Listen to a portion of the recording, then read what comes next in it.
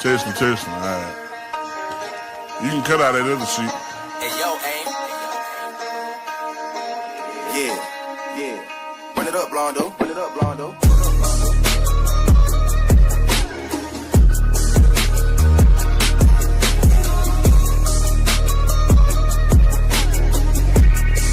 Hey, bitch, I'm from Texas, where we sit riding swangers and put diamonds in our necklace. For the drink.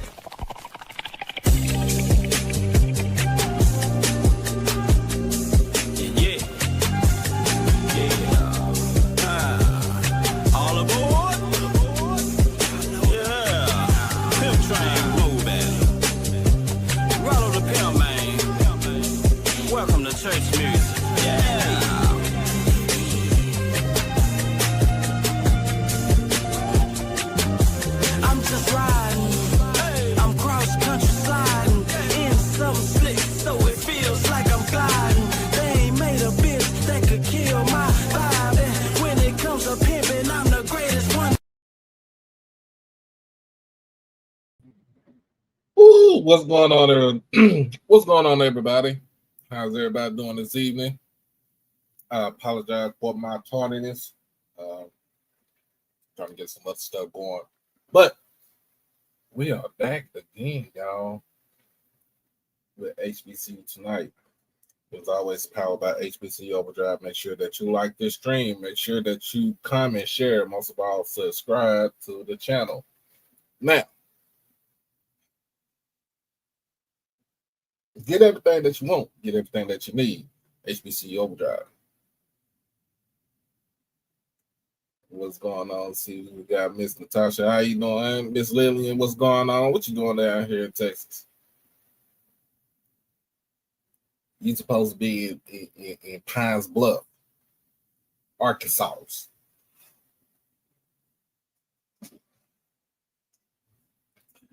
Anyway, we have a good show for tonight. What's going on, Troy? Got a good show going on tonight. So, man, make sure y'all strap up, buckle up, get your popcorn ready, whatever you got something to drink, because this is going to be a fun one for tonight. And,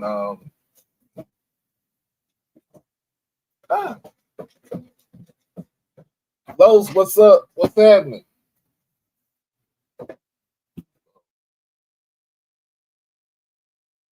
What's going on, man? Gotta head down to H-Town one of these days so we can go ahead and get this thing going. But man, we got a good old thing going on up in here. See if we can put it on the fire.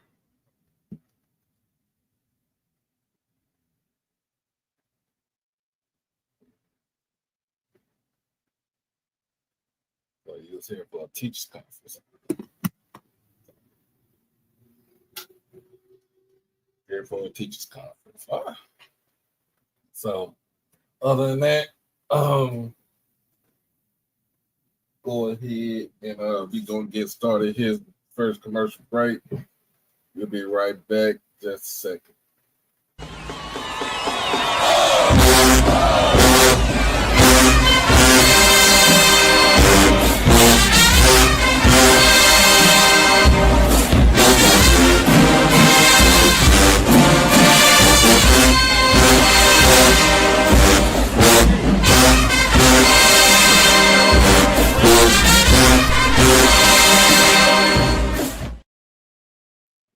All right, y'all. That's our commercial. That's our thing for the press house. That's our t-shirt company. Me and my wife, who Miss Destiny, Miss Doc Holiday, that's what she wants to be called, who's an alum of Grambling University, Grambling State University. Let me get it correct. But go ahead, before we play USM, y'all. Just they play USM. Go ahead and pick up your Culture Vultures shirts. Just give us email your color shirt size, and we'll have one ready for you. when the game starts. So also we have them in different colors, different styles. So as far as with channel t-shirts, you see we got this in a good blue, black and blue right here. You know, I'm tired of feeling black and blue. I got mine in the white and gold. My wife over here, she has hers in the black and gold. So, hey, whatever you want, we'll make it for you, and we'll ship it out to you. If you're local, we'll try to hand it off to you personally.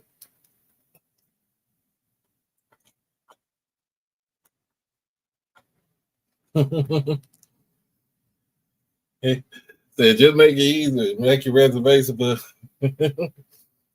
just stay. She said just make it easy. Just make it easy.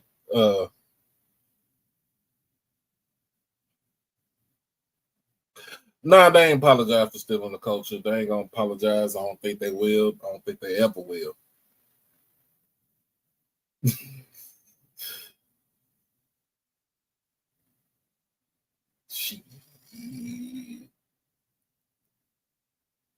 You know what my wife's favorite words to you, Troy? What is it? Oh my goodness, man, we having a good time. We're gonna have a good time tonight. I have been on the horn the last couple of days. So tomorrow night, I have a homeboy, our favorite homeboy on here, First Letter. Be on here tomorrow night at 7:00. Then of course, I'm with my other crew, Gathering of Old Men. So we'll be on there for Tuesday, Wednesday, see what is to be determined as far as Wednesday. Thursday, be back with my crew again. We'll talk more about this season coming up and media day. And the weekend. Not doing anything Friday, Saturday, but we'll be back on here Sunday before I head out for media day. So, and to be real with you, let me go ahead and hit this good commercial right here, because we are still taking donations for media day. Hey y'all know what time it is. It's SWAC Football Media Day, July 16th, 2025, live from Birmingham Sheraton Hotel. You can catch it on ESPN Plus at 10 a.m. or you can also catch me at 9 a.m. only on HBCU Overdrive with everything that you want to hear, see, and look for when it comes to SWAC Football Media Day. Make sure you tune in at 9 a.m. and be there. Don't be late. So make sure we put in, it's coming up after this week, because next week is go time. So all donations, anything is pretty much a blessing to me. So we'll try to get all this. I'm trying to get everything squared away before I roll out on Tuesday. So that is what we got going on. And then of course, in this month we also have we'll start up my series Women Love Football. And my first guest on here would be Mr. Shay Woods from Skirts and Sports. Also is a FAMU graduate. So we'll be talking about FAMU football and so on and so forth. But if you are interested in talking any type of football as far as SWAC, MEAC, CIAA, SIAC, even NFL, other college football, come on, ladies. This will be your time to shine and just put out that knowledge out there. So don't be shy. Come on out. Come on up. Come on out. It's going to be a great show. I hope it make sure it's going to be a successful show. Oh, last but not least, I have been in contact with Dr. Kevin James. He is the president of Morris Brown College. So I have been on the email. I've been doing my due diligence, getting on the email trail, and I did get a response back. I have basically messaged him on Instagram, so I did get a response back. Told him to email him on, just send him an email, and so I did that earlier. So hopefully I should be able to hear something back. No less than either tomorrow or Tuesday. So hopefully we'll have Dr. James on here. We can talk about everything about Morris Brown and what he's trying to do to make sure that school doesn't go into the situation that it was in beforehand. So we are trying to get that squared away. Other than that, man, if you're on Twitter, make sure that you hit that follow button and make your way to the YouTube and hit the subscribe button. Hit the subscribe button. We're gonna have some fun. Hopefully we get some people come on tonight. If not, hey, I'll be freestyling like I always do. But other than that,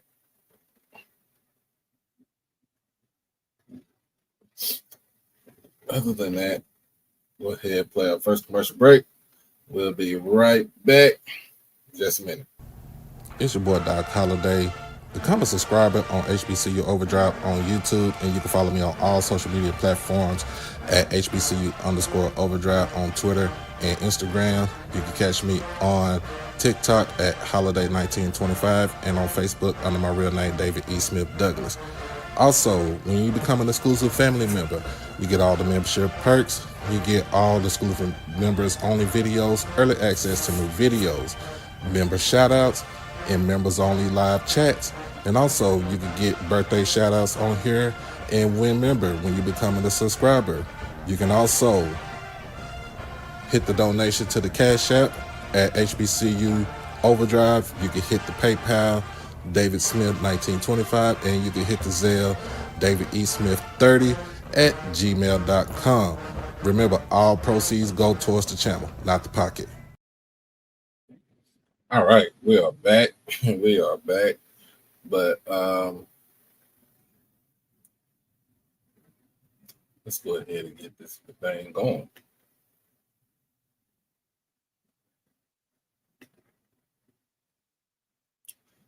All right. In light of from last year's beef, between Kendrick and some Canadian dude named, what's his name, baby?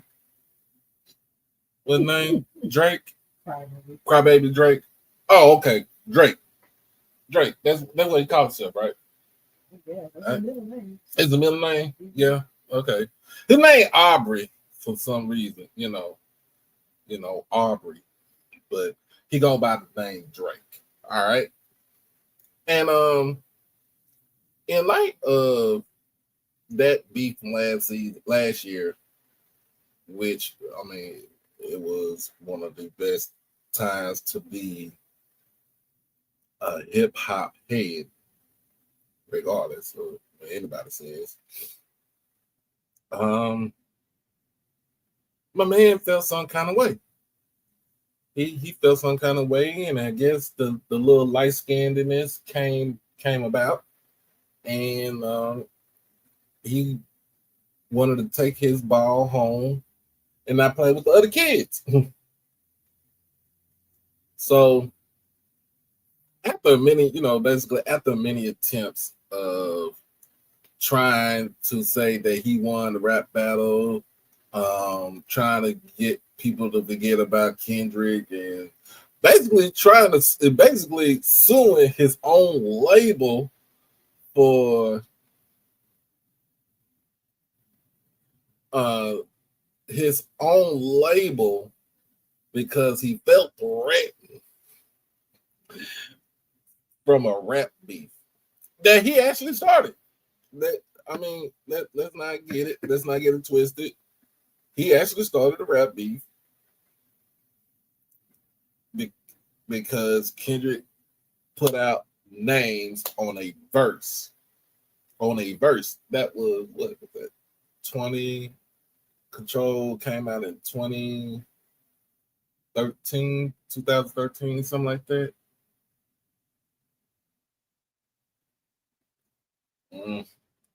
But he got pressed. He wants the fame and the money and stuff like that. And we're looking at it. I'm very hip hop. My wife is she's very hip hop. We look at it as the essence of hip hop. But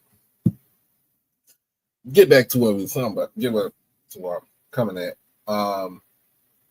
So Friday night, Drake puts out his new music video called What Did I Miss?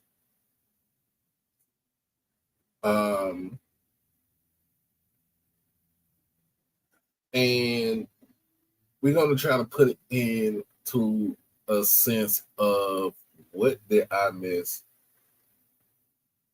in football terms. And I know he's pro JSU, you know what I'm saying, but that's because he was signed with Young Money. So, and of course, Wayne is pro JSU, so he's going to try to be pro JSU. So, I just want to say, like, what did I miss?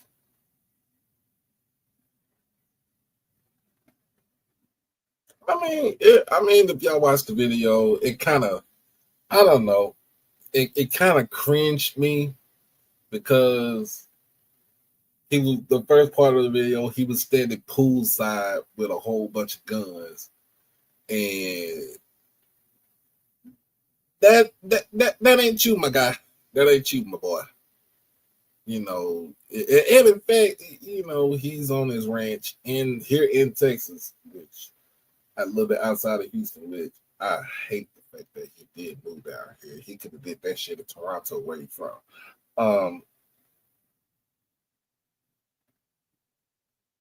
But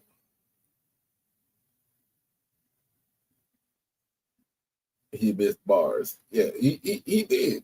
I mean, why would you? You know, my whole thing is, and it's a diss. It is a diss. It is meaning the diss was pretty much. It was pretty much those who were on his side, right? Those people who was on his side decided to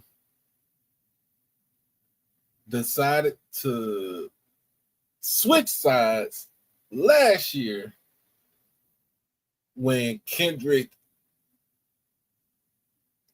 Mr. Kendrick Duckworth, but he go by Kendrick Lamar. He from Compton, right? Compton. Rosecrans, right? That's his area. Okay. But and part of this is that he dissing LeBron. But you got a whole tattoo of LeBron on the side on your arm. I don't understand.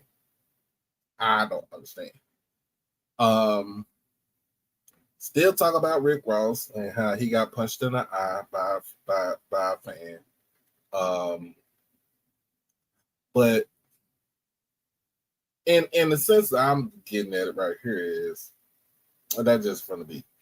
He still got a lawsuit out, so why would you put this out and then you still got a lawsuit out with your own label? So,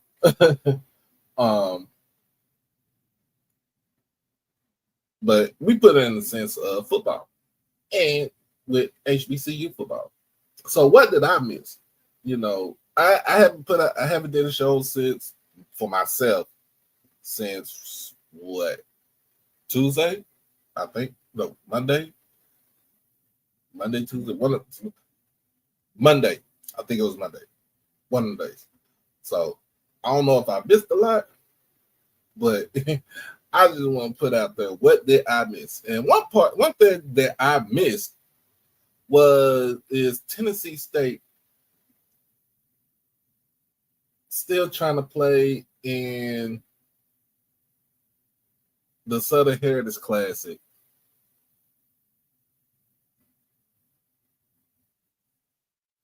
But you're missing somebody. You're missing the one school that makes this game into a classic. It's 3 hours south of Memphis. It's just in the middle of Mississippi. It's Jackson State. You're missing that school. So of course this year they play Alcorn in the Southern Heritage Classic in Memphis at the Liberty Bowl. I think they should be close to finish renovating the Liberty Bowl. They should be close to finish renovating it, but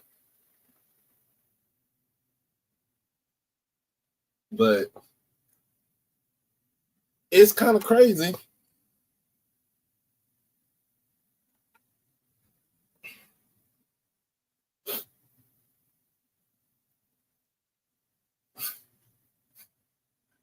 They got guns in the grass.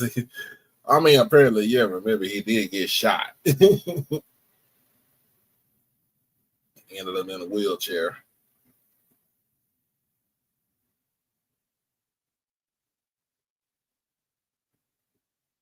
Well, you know what? They missing the school too. They missing it. But it's the one school that everybody they keep forgetting to put up in there, and they ain't giving us no money for it.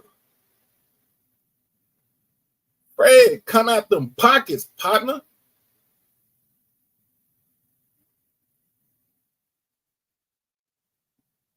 Fred, come on out them pockets. You got money. Pay us what you owe. I'm just saying. So, again, what did I miss? Of course, like I said, TSU being in the Southern Heritage Classic without Jackson State. But then again, what else did I miss? I missed the tough talk by Coach Tremaine Jackson from Prairie View. And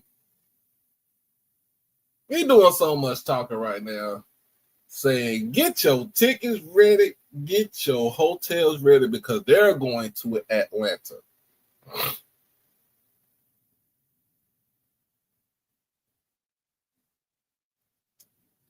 He's going the route of Suge Knight. Like, he is the boogeyman. And I'm not talking bad about him. I'm not trying to talk bad about him.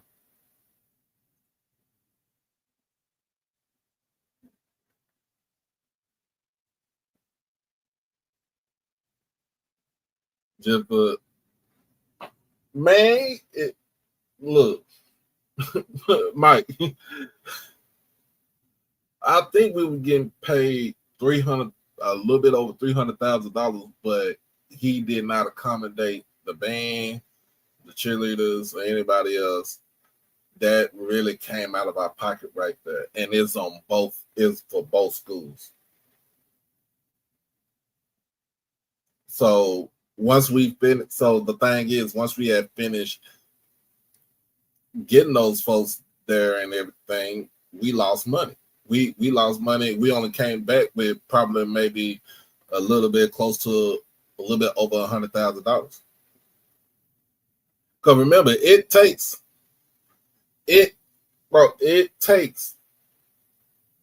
a lot of money. It takes a lot of money to move the boom. And it shouldn't even take a lot of money to move the boom from Jackson to Memphis. And he said it was 50,000. Hey. $50,000 is $50,000 is what we cover in the first hour when the vet is open. But we lose a lot of money. He said 50,000, but still, you still got to put them up in hotel. You still got to get the buses running and everything. You still got cheerleaders. You still got staff. Like, you got a lot of things to move around, and you pretty much are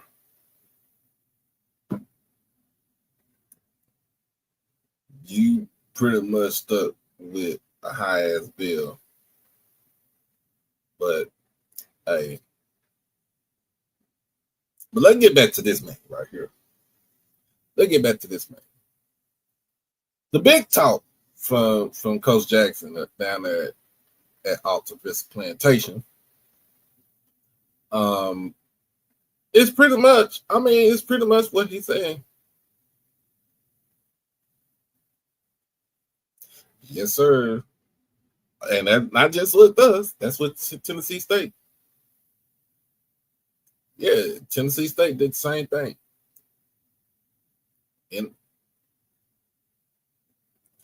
But let's get back to it.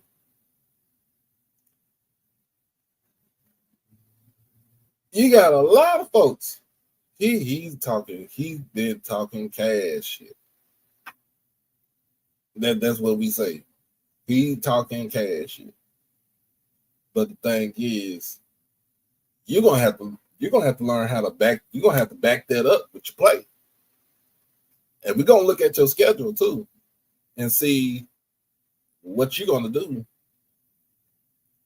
what your record is gonna be, and if you're gonna host the SWAC championship game in Prairie View or you're gonna be on the road somewhere. Prairie View haven't had this type of talk ever. I'm being honest with you. Not probably since the 60s. They haven't had this type of big bravado talk as a football team. So on one point, I get where he's coming from. It's good to try to put your name out there and let everybody know that this is death row and we coming to take back what is ours. But also, you better win. You better win in your first season, or it's gonna be another. It's gonna be another euphoria type season for you. That sounded good, dude. Euphoria. It sounded good.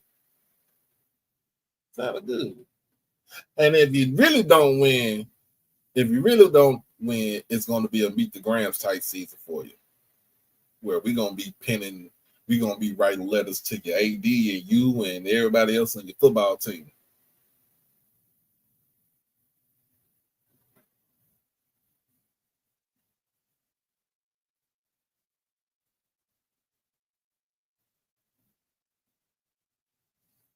I really don't know. I had to go back and look at some things. So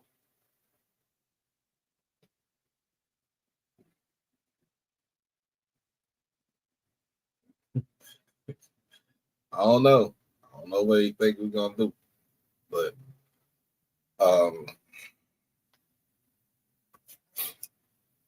But other than that, I mean, I like the big talk. I do like the big talk, but you gotta back it up this season. you, my friend, have to back it up this season. We'll probably see what he look like, what it looks like by the time State Fair Classic come around. So we shall see. But let's get on to what else. What else did I miss?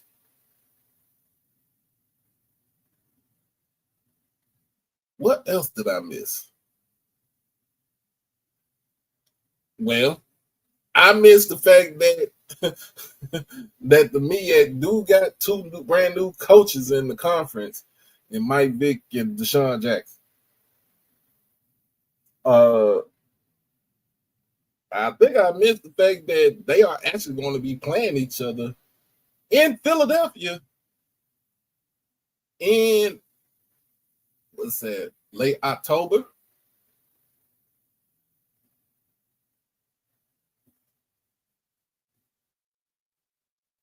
I agree with you on that, Mike. We see eye to eye.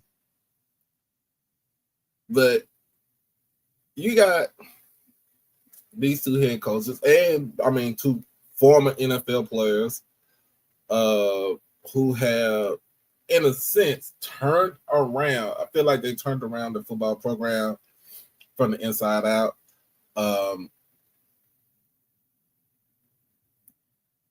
Basically trying to bring a winning culture back to both of the universities, especially at Delaware, at Delaware State, where their football history is very sketchy at best. When I say it's sketchy, it's the fact that they have a lot of losing seasons, but they have a few years where they were winning, but then they have another set of losing seasons. Kind of like what Valley got. Valley had a lot of losing seasons. In the 80s, they had some winning seasons. Then in the 90s, they were still winning, but not in the sense of winning 8-9 games, but winning 6 games is good. Instead of winning 5 games is good. But coming into right now, they haven't had anything good for them in a very long time. What's going on, sis? What did I miss? I missed the fact that Norfolk State is going to be playing their first game on the ESPN network against Towson. It hasn't been announced which channel is going to be on. Hopefully, they can put that thing on ESPNU. I would take, if somebody said they wouldn't take ESPNU for that game, I would definitely take ESPNU for that game right there.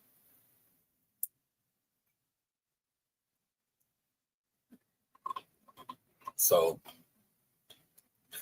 that game will be the first on ESPN networks for Mr. Vick, for Coach Vick. Let me get it right. Let me get his title right, and Coach Jackson. But we shall see. We shall see. We should see what they do in the MEAC. And here's another thing. What did I miss? What I really miss is the MEAC need to get some more damn teams, or they're going to become extinct. The MEAC need more teams in their conference, or they will be extinct. And all those folks in the MEAC will say, "Well, we don't need this, we don't need that, we don't need to do this, we don't need to do that."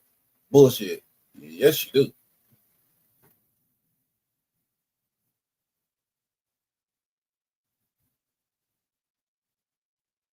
I agree with you on that one.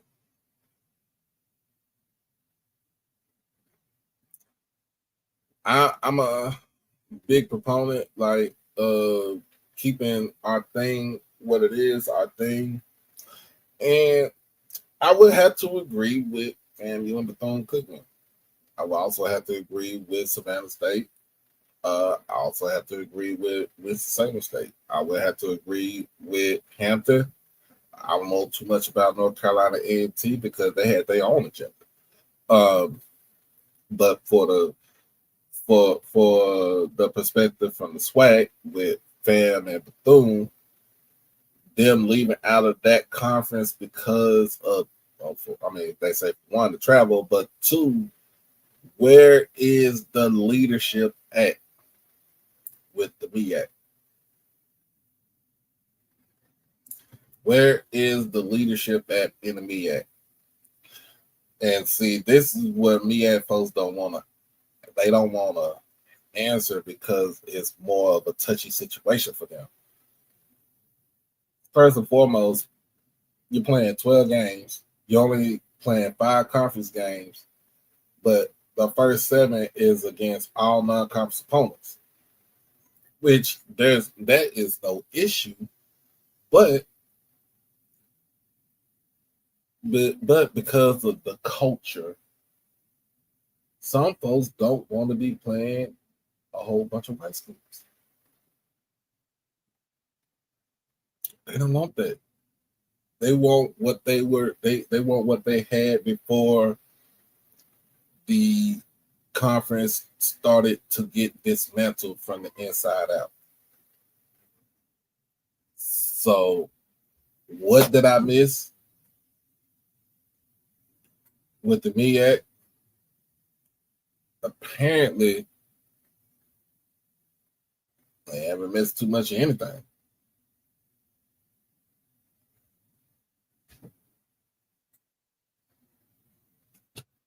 They haven't been paying anything. They haven't. They feel like they are in the right spot. But at the end of the day, you're gonna reap what you sow. Reap what you sow.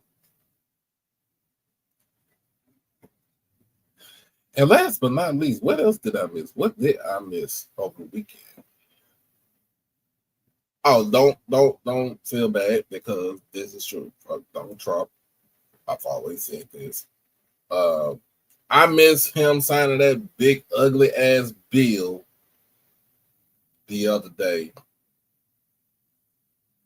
and what the ramifications are when it comes to this bill. Now, we did tell folks, especially poor white people, that voting against your own interest is going to put yourself in a situation that you really don't want to be in. Well, you know the old saying. The old saying is, black people are the ones that get all the food stamps, and the black people is the one that gets all the Section 8s and the TANFs and the Medicare, right? Medicaid. Where now, woo, you about to reap what you sow. And we already know, fact check, that the majority of Americans who get any type of assistance from the government is poor white Americans. Poor black Americans get assistance, but we have been,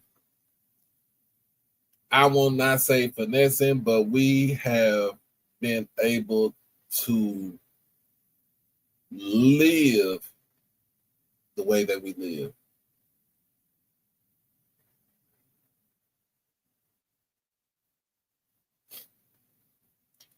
And Do not get mad.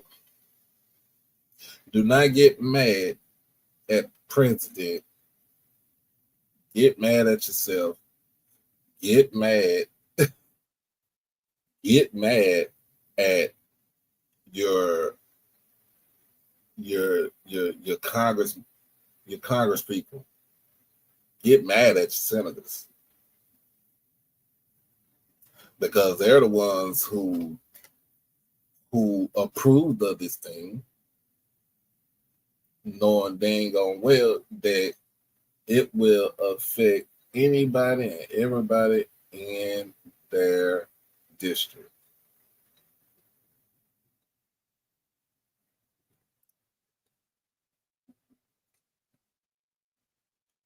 It's about to get it's been ugly. It's about to be uglier. Now,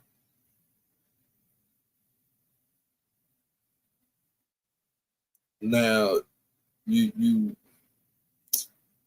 slash this, slash that, but guess what? Guess who's gonna get all that money, that tax cuts? It's gonna be them corporations. See, majority of your politicians that laid in bed with all these corporations taking their money to get sympathy.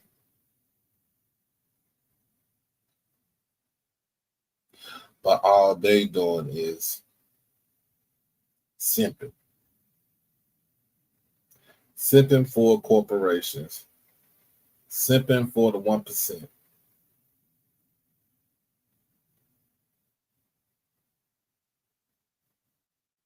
I mean, they already want to take school choice away from us.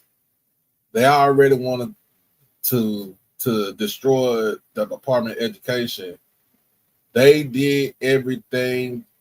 He is doing everything that he said he was going to do, and it's going to take us going into a recession or a deep depression.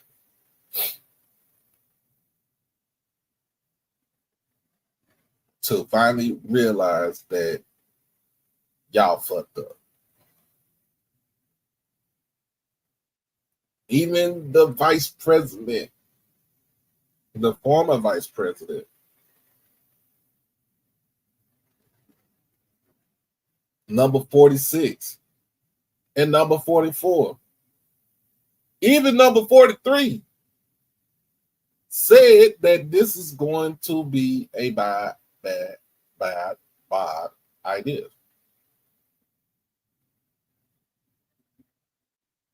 This is going to be a bad idea. This is going to be a very bad idea, putting him back into office, knowing that he didn't do shit for us when he was in office the first time.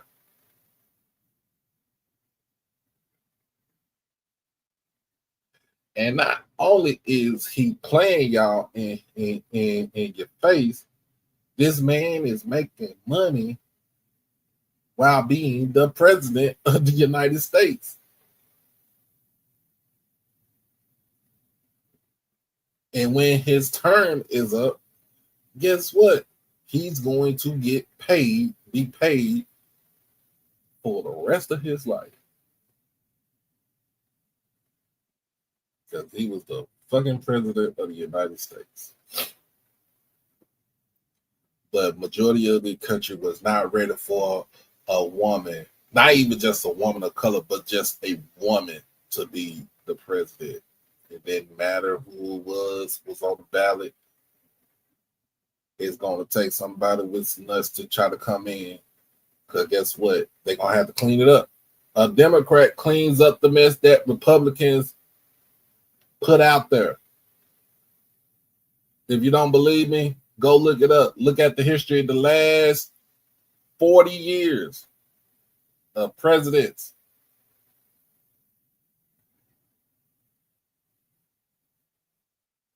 In the 80s and in the early 90s, you had two Republican presidents. One lied his ass off. The other one was an actor. It took a man from Arkansas, a man from a country town in Arkansas, to fix y'all bullshit and to give our country a surplus. Remember that. But then it all came down when 43 came into play.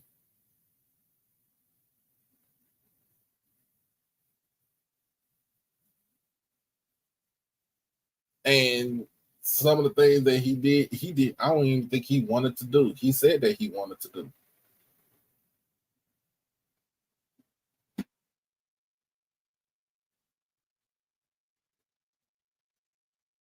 But it also took another Democrat in 44.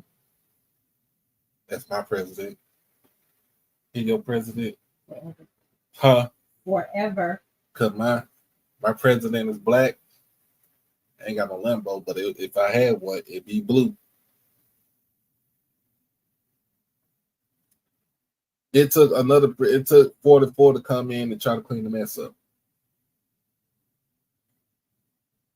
45 comes in, he fucks everything up. He showed you, he showed you his hand. Like if he was playing spade, he showed you his hand. Like he ran a Boston on somebody.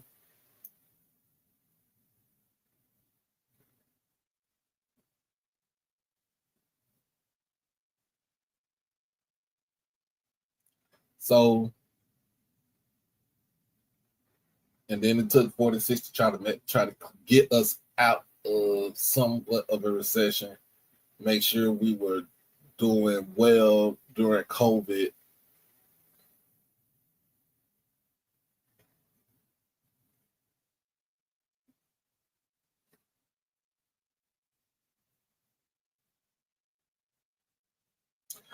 My goodness.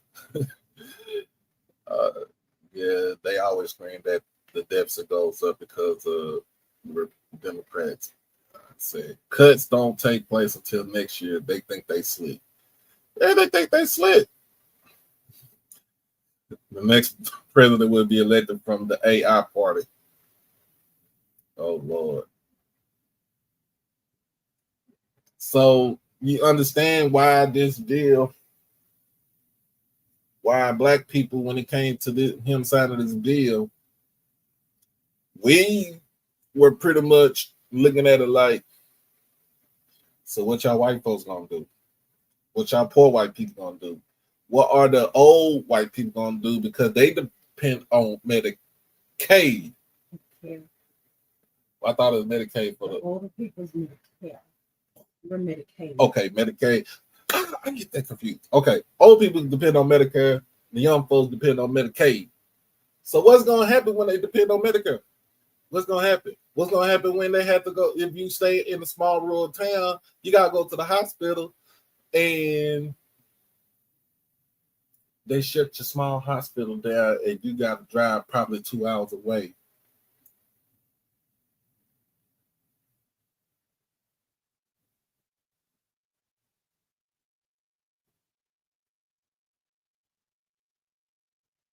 Guess what? You're probably already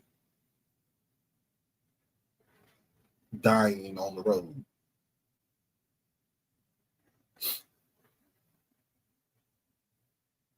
What's it gonna do when for the poor white people when they cut all your benefits?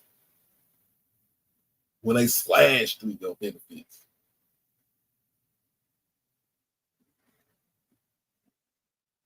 See, black people been living below their means for a very long time. Since slavery, right? Slavery, yes.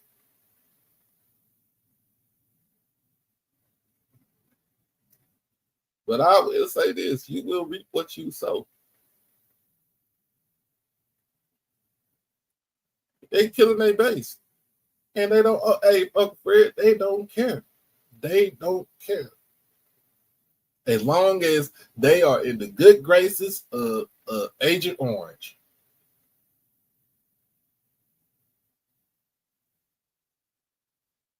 They don't want to get talked about. They don't want to get roasted. Man, you better stand on your own 2 feet and take them jabs. People like Lindsey Graham and Ted Cruz and Mitch McConnell, cowards,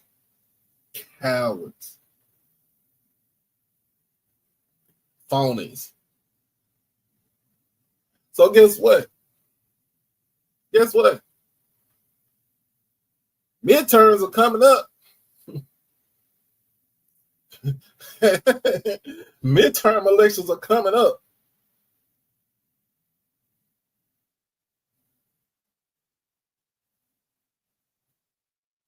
And for those folks, and for those Republicans who agreed to that bill,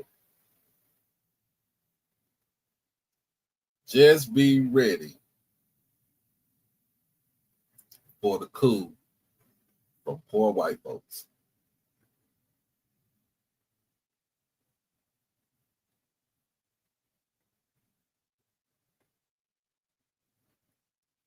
Hey man, look, Ted Cruz, I don't know where he was at during the flooding.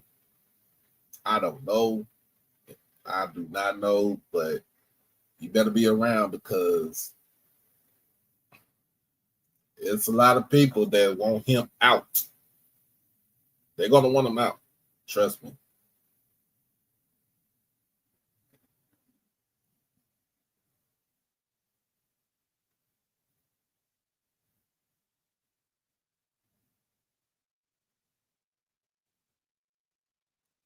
At the end of the day, what did I miss from this bill? Not a damn thing. Not a damn thing.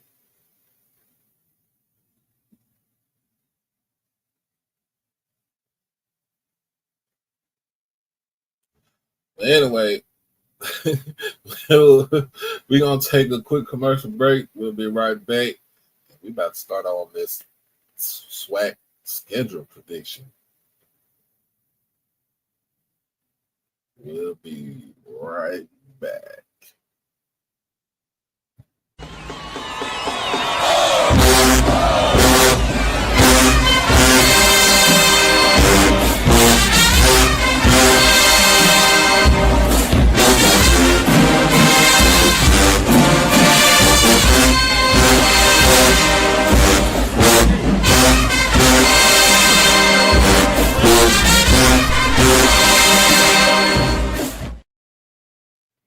All right. Make sure you get all your orders, get your shirts and everything from the press house. Make sure if you want to, you can contact me at hbcoverdrive@gmail.com, or you could contact my wife, Miss Destiny, over at Cali Sky, SKI. No. I'll put it in the chat. She about to put it in the chat.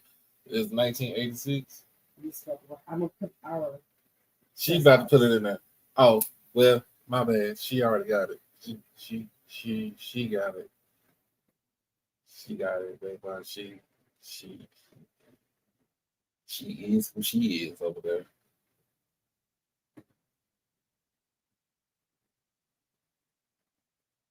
Anyway, go ahead and get your shirts if you need one.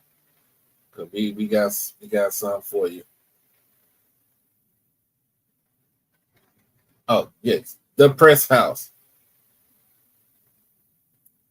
The Press House 25@gmail.com. Make sure you email us everything that you need. Everything that you want on the shirt, hoodie, long sleeve. Later on down the line, she will have tumblers, custom tumblers. What else we gonna have? And she gonna start making her candles too. So hey. Hey, she doing it, she doing it big. But let's get to it, y'all. So we started this last week. When my man Zach was on here. Shout out to Zach and Legacy Cards. And we decided, like, hey, how many games would Grambling win this season? in a sense, I feel like, I'm going to be honest with you. I'm going to be honest with you. I think Grambling can have a bounce back season. I think they can win at least 6 games on the schedule. Is better than losing 7 or 8.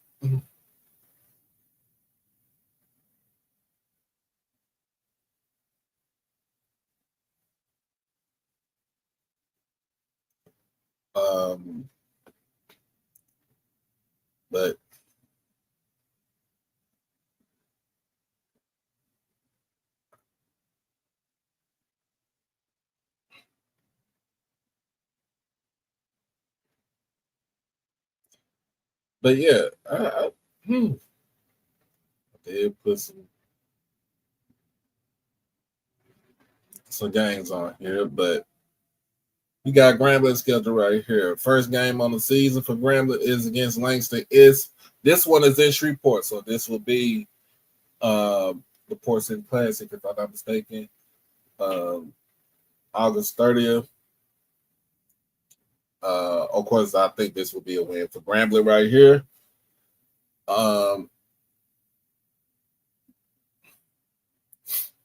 That will be a win. Of course, they go up to Ohio State, to Columbus, get that $1.2 million check from the Buckeyes for getting thrashed. And Ohio State is paying for the band and the cheerleaders to come up to Columbus. And as my wife goes, as always, go Grambling.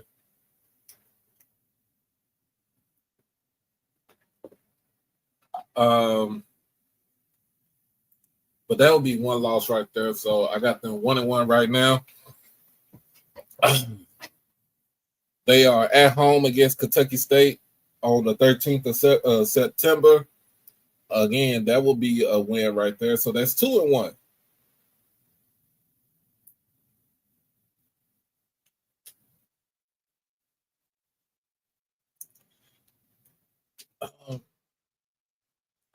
Next on the list, they are hosting East Texas A&M University. This is strange to say that. It feels strange to say that. East Texas A&M. I'm so used to hearing them say East Texas State, Texas A&M Commerce, but East Texas A&M. Oh my God, that does feel strange to hear that. So they are hosting them in Grambling on the 20th of September. I have them winning this game too. I don't really see East Texas. Sorry about that. A&M Commerce, I'm gonna call it what they was. I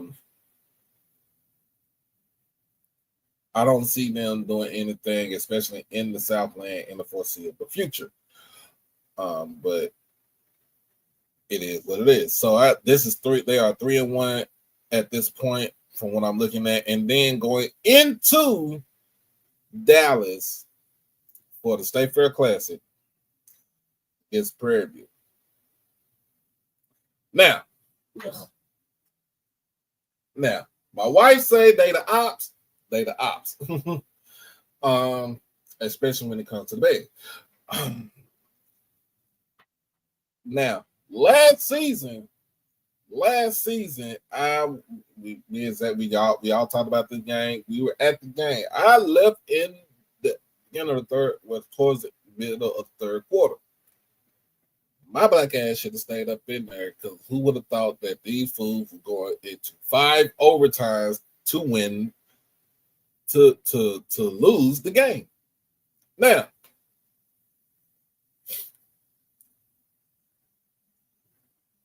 I would actually give them the win on this. I would actually give them the win, but history has told us that Prairie View has won the last 5 out of 6 State Fair Classics.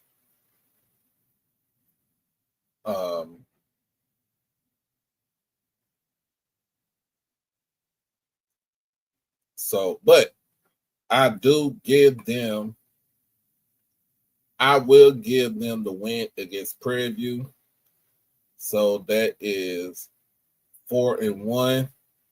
Next on the list, they are at home against Texas Southern. So when you look at this schedule right here, they are actually playing their first 3 games in conference play is against West Division opponents. Now, I don't know I don't know what I will see as far as with Texas Southern as their team goes, but I would say that TSU would give Grambling a run for their money, and I would give TSU the win. It'll be a close win, not a blowout. This will be a close win. So this will be the second loss on the schedule for them. For Grambling, they're sitting at 4-2 from what I'm looking at. 2-1. 1-1 and conference play for right now. Now they got Pine Bluff at Pine Bluff. So I feel like with this game right here, now this is a make it or break it game for Pine Bluff head coach Alonzo Hampton, but I see Grambling going into Pine Bluff and taking a win at Pine Bluff. I have them. This would be 5-2. This game is on the 18th of October, and then that following week on the 25th of October is the big game against Jackson State. What's going on, Steven? Mr. Gaither, you got to hook up for some D2 talk, man. What's happening, Uncle Said? But now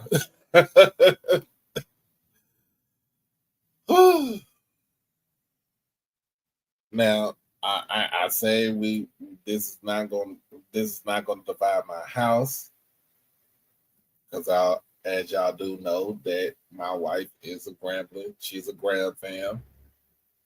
And of course I am Jackson State.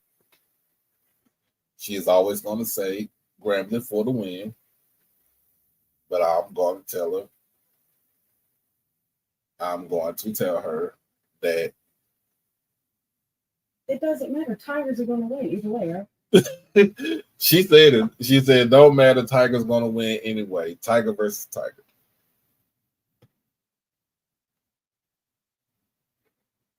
But we owe y'all. We owe y'all. We owe them an ass.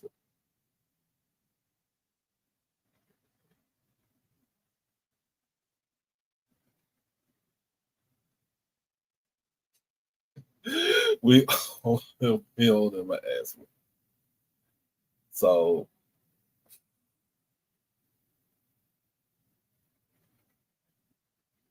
again, she's gonna tell you Tigers for the win.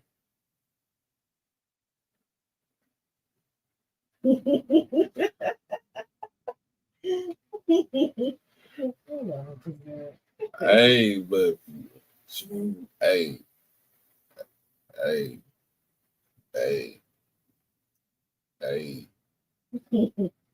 Mr. Brown, you try to make it hard for me to live in my house. No, I love J State. That's my other side bet. That's her other side bet, right? That's her side chick right there. J State is the side chick.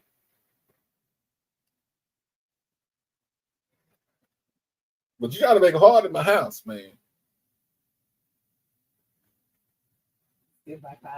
Fouled it. Yeah, fouled it. We'll win that game. We'll win the game, but it's going to be a very great trip. It's going to be a great trip to Vegas. It's going to be a good. I think it's going to be a great crowd at Vegas at Allegiant Stadium. Shout out to the Raiders. Shout out to the Raiders for for putting they all into this classic right here.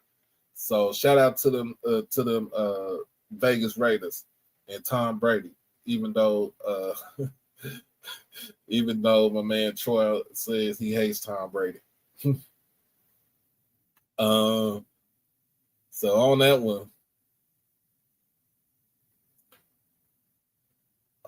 So that's it. That's 1, 2, 3, 4, 5. 1, 2, 3. So I got 3 losses right now. That 3, I think. Mr. Brown Pop said 8-3, or I think Michael said 8-3. Alabama A&M at home on the 1st of November. That's an iffy one. That is an iffy one. So, but I might give that game to A&M.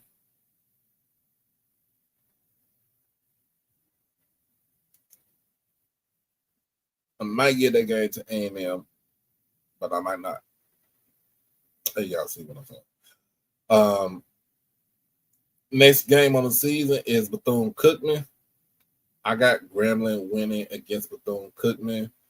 Another coach that's on the high seat is Coach Woody. I think he's on the high seat if he doesn't get anything going right with that program. So that would be 6 wins, or maybe 7. Now, Grambling at Alcorn on the 15th of November. Depends on how Alcorn plays in the middle of the season.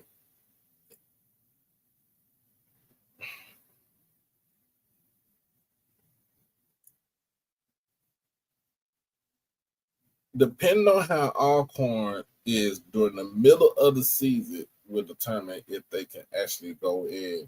They can pull out a win against Grambling. Now, I think he wins against Grambling, but here's my thing. Here's my thing. They got a week off. They go play Southern in the Bayou Classic.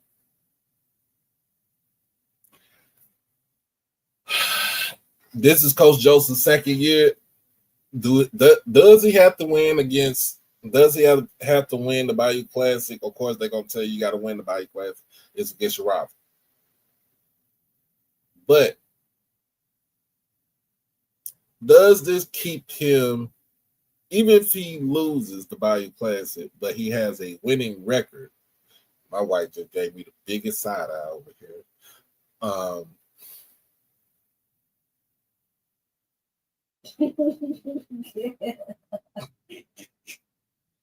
Ascorn. Grambling should be Alcorn, but the thing is, can they beat Southern? And of course, Southern has won the last 3 Bayou Classics.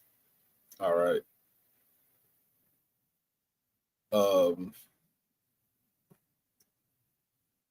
Grambling hasn't won a Bayou Classic since Fox was the head coach. So, but does this keep him does it keep him out of the hot seat at Grambling if he has a winning record? If he has a winning record. But I think it keeps him out of the hot seat, but he's going to have to win that Bayou Classic. So I have them I think I have them with 7 wins, which is not bad for what they were last year. When's the last time Grambling beat Bethune-Cookman? Don't get me to asking my wife. because she gonna look at me and she gonna look at the phone and she gonna look at the computer like she does not care. All she know was tackle and touchdown. Oh, no. That's all she know. Fight song played, or hold that tiger, and that's it. Neck. And neck. And the GSU chant. So that's all she know. But she learning. She learning. You asking me or you? Asking me. Oh. Since 2021. She got something for Bethune-Cookman. Say it again, baby.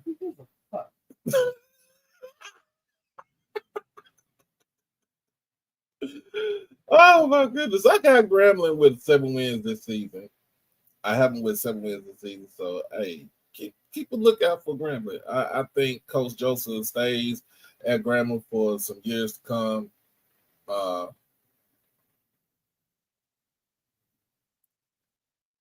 Yeah, they ain't won a Bayou. Yeah, Grandma haven't won a Bayou Classic since 21.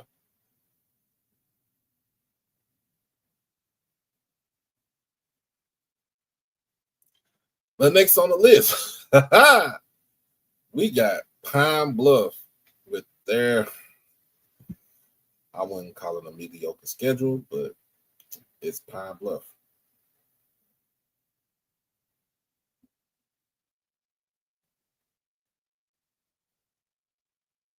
All right, first game is on the road and is at Texas Tech.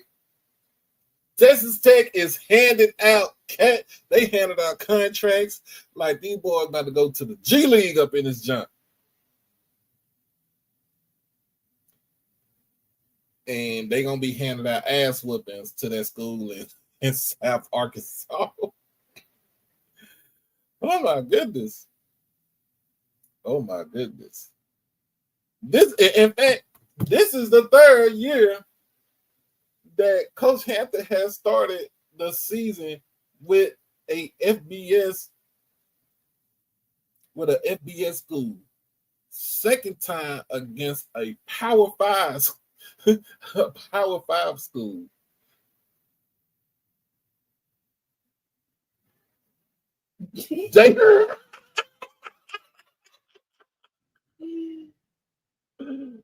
Oh snap. We need to get the SWAC hotline up here.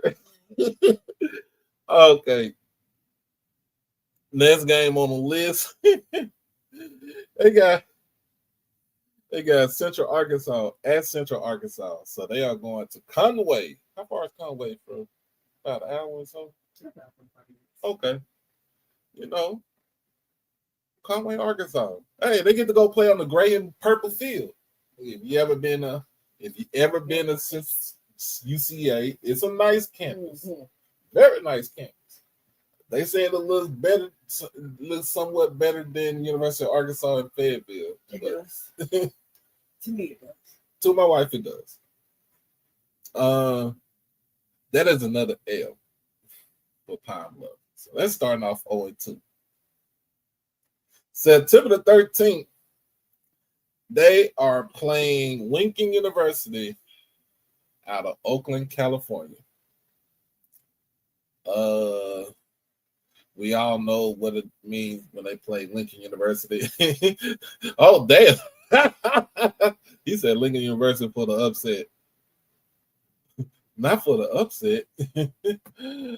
I think they get Lincoln University.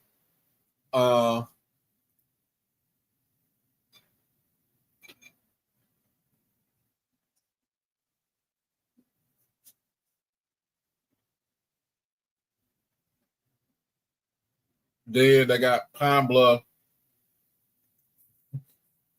The white BUL. Yes, they are. Then they got Pine Bluff in the Southern Heritage Classic. Now, let's not get this twisted. For real. The last 2 years that Pine Bluff been in the Southern Heritage Classic, have been very close games against Tennessee State.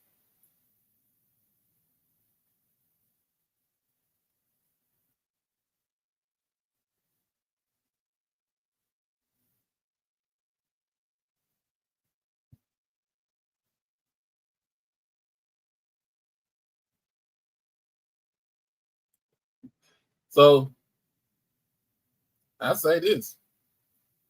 What up, bro? I say this. I'll be honest with you. They might pull this.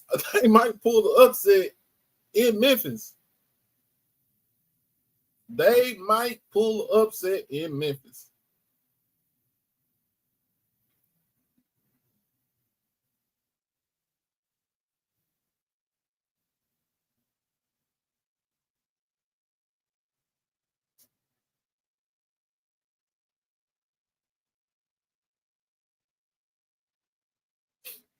They might pull out the upset in Memphis. I'm just saying. I'm just putting out here. This is just predictions on my end. Mr. Marshall, he didn't get drafted, but he was a UDFA for the Giants, and I think they had cut him early in the spring. So I think he's still out there looking, but I don't know. More like I might need to hit him up, bring him on the show. Now, October the 4th. That's our birthday week right there, baby. It is. Against Texas Southern. So they'll be at Texas Southern October the 4th. They will lead Texas Southern with a loss. Now, October the 11th, they are hosting Westgate Christian University. Now, I don't know anything about Westgate Christian. I am about to pull it up.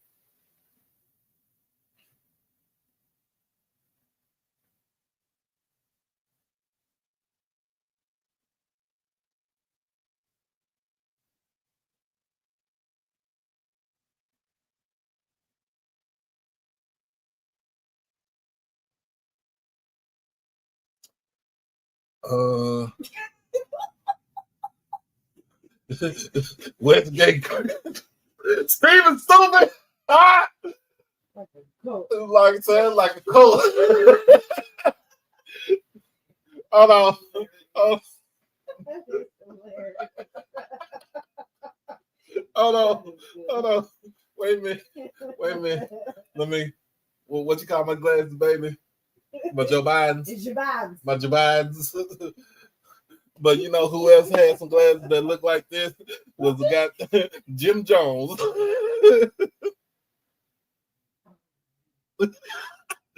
Said no. That's all I drink, bro. Gatorade. Oh, Lord. Oh my goodness. Hey. That's so funny. Oh my goodness. Oh my goodness. Oh my goodness. Hey, yo. Yo. That shit funny. So, from what I heard, this school is out of Houston. And oh my goodness. It's like in the shopping mall somewhere, bro. Like this how bad it is. Oh my goodness. What's getting quick? Let me see. Hold on.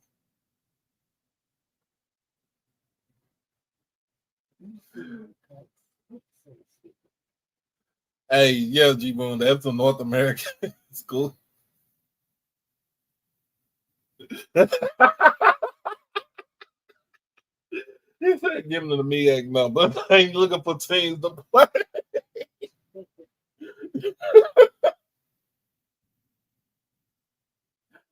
Oh my goodness. Hey, so here's what Google AI told me. Westgate Christian University is a relatively new football program, having played its first season in 2024. The school is located in Houston, Texas, and is a member of the New South Athletic Conference, which will begin sponsoring football in 2025. WCU's football team, nicknamed the Ravens, is navigating its inaugural season playing a mix of the NCAA Division II, Division III, and non-affiliated opponents. And also playing some SWAC schools too. So oh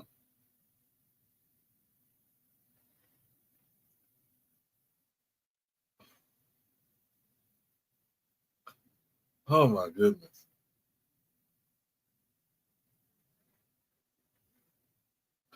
I don't even know what division y'all play.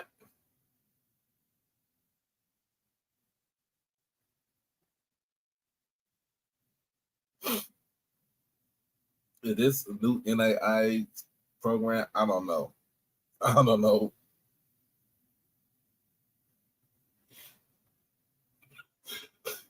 Chuck talking about it's a damn loose barbercop. No fun cutting up, Chuck. The Lord's Prayer division. Oh my goodness. They're gonna win against this school, but God, that look. Hey man. Oh my goodness. Yo. I got a homeboy for you.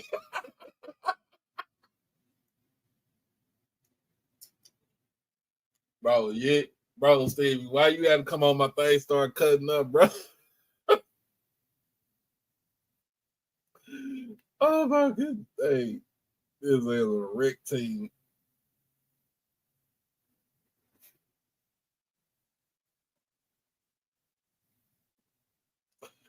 Oh my goodness, talk about WGU by 40 over Pine Bluff with free haircuts for the games.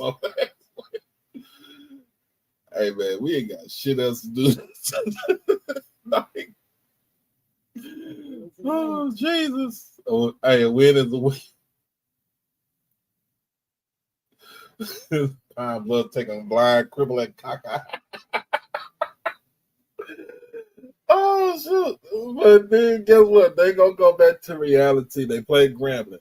I said Grambling will win that game, so move on to this one. Now October the 25th against Bethune-Cookman is the battle of who's gonna get fired first. I'm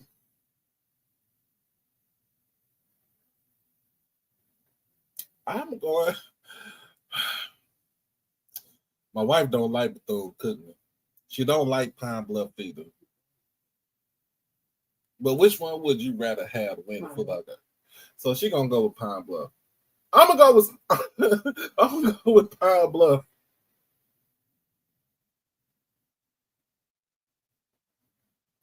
Hey yo, we in full effect tonight, man. We is in full effect tonight. November the 1st is against Southern University. My bad. My bad. Baton Rouge Tech. They'll lose against Southern. November the 8th, they play FAMU at home. They'll lose against FAMU. November the 15th, down at PV on Alta Vista Plantation.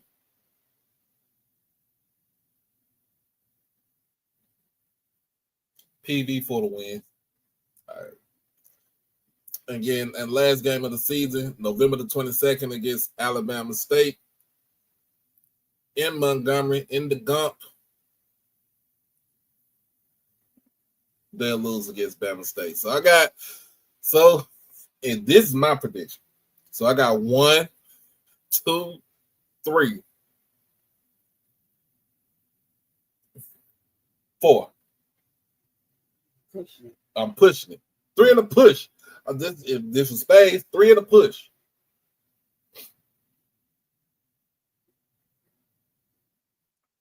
What up, Ed? Why we leave it? I'm pushing it.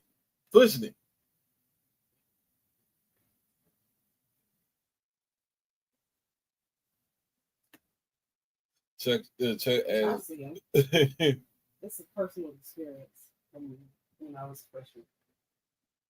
she said it was personal experience from when she was a freshman in the band. So.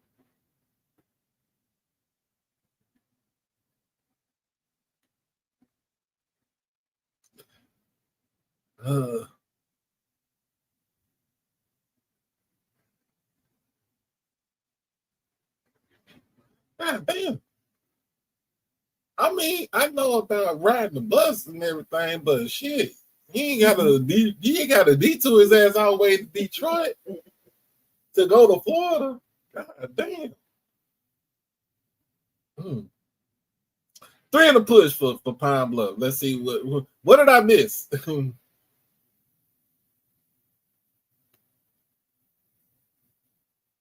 Next on the list. We got them Third Ward Tigers on the list. Next on the list right here. Oh my goodness, we had a good laugh. Third Ward Tigers, of course. First game of the season is against Prairie View at this year at the Shell. Now, this is something that Andrew Body couldn't do when he was at Texas Southern. He couldn't beat Prairie View. First game of the season. It took another dude. It took KJ Cooper. It took KJ Cooper to win, to give them a win against Prairie View.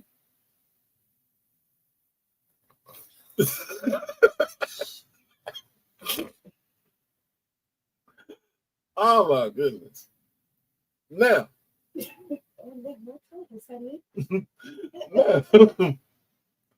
I don't know if I hope Prairie View has a QB. I hope he has a QB. I hope he stays in the game. I hope he stays in the game.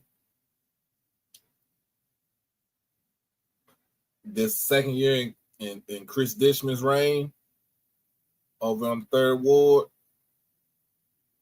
I say this. It might be another upset. It might be another upset for Chris Dishman. It might be another upset. Labor Day Classic. I said this is something that Andrew Body has not, when he was a QB at Texas Southern, he could not do. Is beat Prairie View. Texas Southern for the win by at least by a touchdown or less.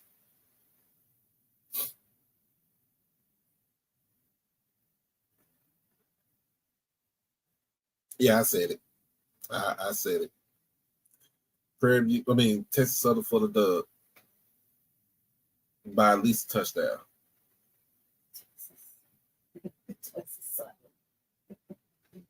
The 4 wins of the push. The following week, September the 6th, they are on the road at Cal Berkeley.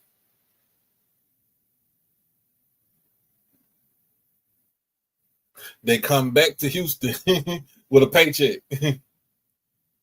They'll come back to Houston with a paycheck. I ain't going to say they come back with a win. They'll come back to Houston with a paycheck. They have on the 13th of September, Lamar University at home this year. At home. Lamar, to me, was not all of a disciplined team. I'd say give me Texas Southern by a touchdown. September the 27th, they are on the road at Mississippi Valley. Third Ward Tigers by 40.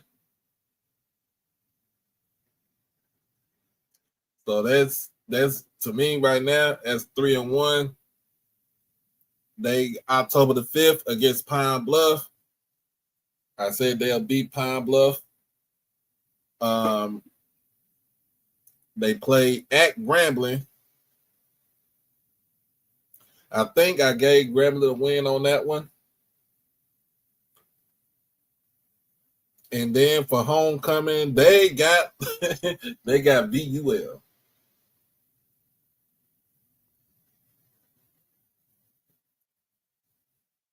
They got VUL on for homecoming. They will beat the dog. They will beat the dog doo-doo out of VUL.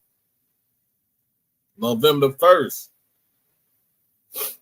So they got a 2-week layoff. November the 1st. They go up against Alcorn. Now, last season, Alcorn kind of gave them their number. But the season before, remember, they played 2 years ago. The game was, they pushed the game on Sunday because of, what was it, the weather, if I'm not mistaken. And Texas Southern decided to put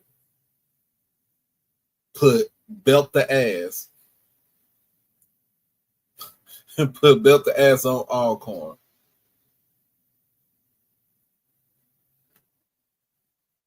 In fact, that was dubbed the McNair Bowl.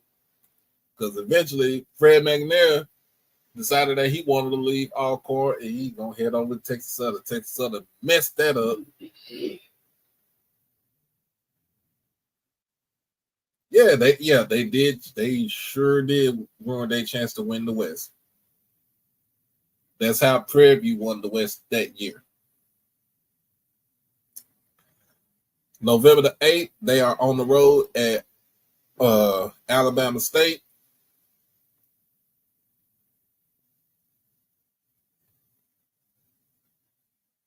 I think they come out with a dub against Alabama State. They are on the road at Southern. This game has been a very close one. Southern would take it, and then last but not least, they are at home against Alabama A&M.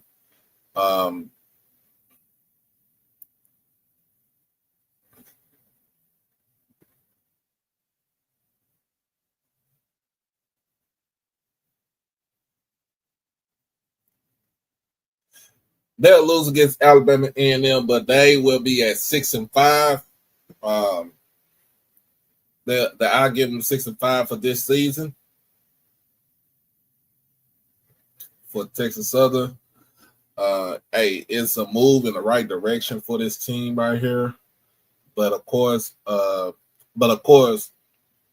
Dishman wants to win the West.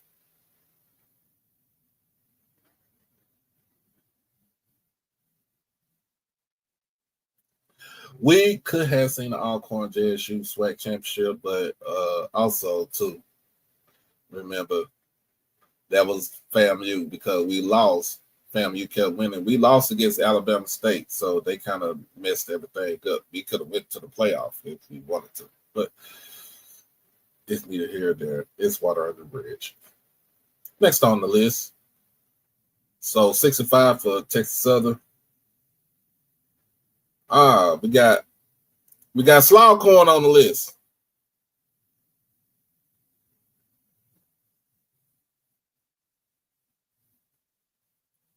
We got Sloughcorn on the list. August the 30th, they are on the road at Northwestern State. Northwestern State is still in somewhat of a rebuild mode. After canceling their season mid-season 2 years ago, they are on a rebuild. So I think Alcorn can actually go into Natchitoches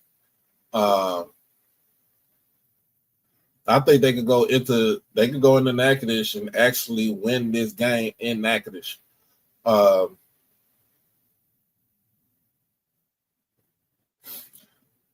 The following week, they are at home against Alabama A&M. I give Sam Shea his first win against Alcorn. Third week of the season, they have Mississippi State. Let's move on to the fourth week of the season against Pine Bluff. Y'all think I'm about to give a score prediction for Mississippi State versus Alcorn? Y'all crazy.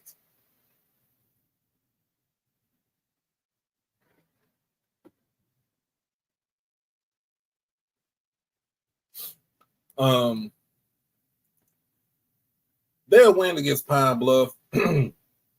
October the 4th against Prairie View. I have Prairie View winning that game.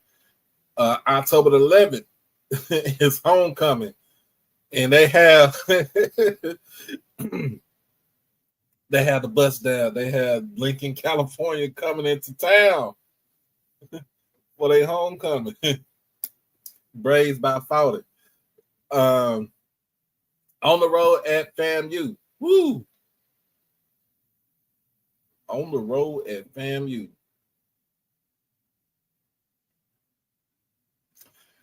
I'm going to have to go with the Rattlers. October the 25th, they host Mississippi Valley. I'll give them the win over Valley. November the 1st against Texas Southern. I'm going to give Texas Southern a win on this one. On the road, at home against Southern and Grambling the next 2 weeks. Last season, remember, they lost the game by 3, which, against Southern, they were up in the game. So I'm going to give Southern a win on this one. November 15th, they are at home against Grambling. I actually will have Grambling winning this game. They are on the road at Jackson for what I'm going to call it, the Capital City Classic. Jackson State by 40. So that's pretty much it for Alcorn. I got 1, 2, 3, 4, 5. 5 wins for Coach Thomas down there in Lorman. It's 5 wins in Lorman. So, all right, next on the list, this is the SWAC West right here that we're doing right now. We got those boys down there from the Bayou, Baton Rouge Tech, a.k.a. Southern University. Hey, don't y'all be stealing my word right there. That's my lingo. All right.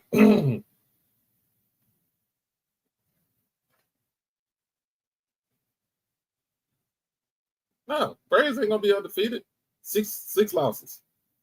5-6. 5-6 carry. First on the list for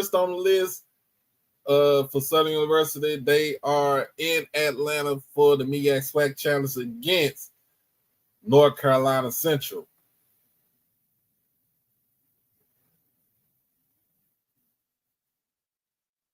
I think Coach Graves got. I'm gonna be honest with y'all. I'm really gonna be honest with y'all. I think Coach Graves got something up his sleeve at Southern. I think he got something that he got something brewing down there.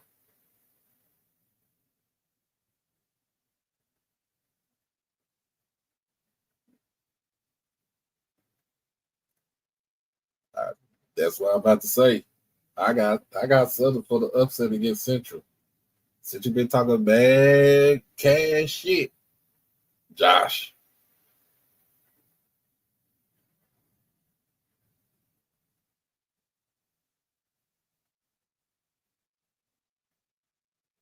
Second on the list, they got Valley. Valley at home. No, Valley on the. They got Valley on the road. This shit's so blurry. Of course, they're gonna be 2-0. They'll win against Valley. They got Alabama State, September the 6th at home.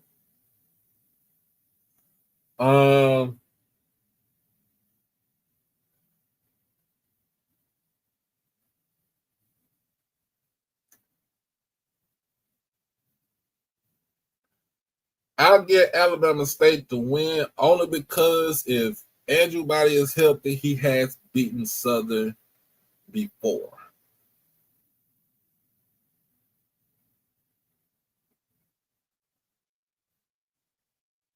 He has beaten Southern before.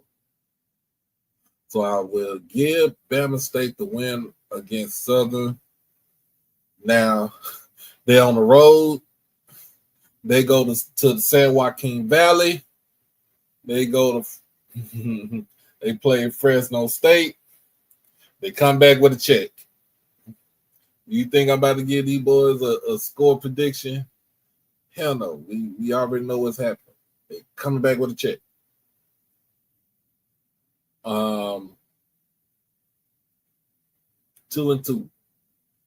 They host the Boombox Classic again early, September the 27th. It's early for us, not early for them, because remember they play the week before Labor Day. Of course, they play against Jackson State. Jackson State has beaten Southern the last 6 times, y'all. 6. Last season in the SWAC championship game. Last season before. That's 2. The year before that. That's 3.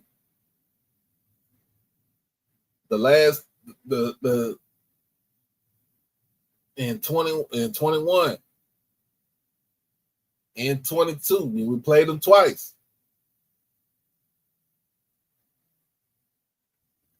Hey, it's going for me. We're going for 7. We're going for 7. We're going for 7. We are going for 7. Hey, make sure you want me to get down to SWAC Media Day. Hit that donation button, y'all, for real. Hit the donation button. We're taking anything and everything. Hit that donation button. Please. Appreciate you. Bethune-Cookman. They are on the road at Bethune-Cookman. Last time Bethune and Southern played, the game went into overtime. Southern won that game. Southern won the game last year. I don't see no type of repeat in that. I mean, I see a repeat in that. Southern, not as far as not going into overtime, but Southern will win the game against Bethune-Cookman. Now, this is, to me, I'm going to be honest with you. This is going to be for the West, if I'm not mistaken. This is going to be for the West.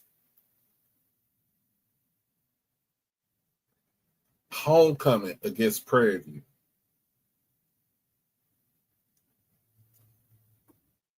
Ain't no other way but to put your ops on the schedule for homecoming.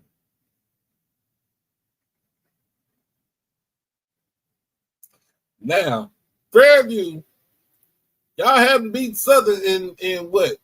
How many years? Let's see how many years Prairie View haven't beaten Southern.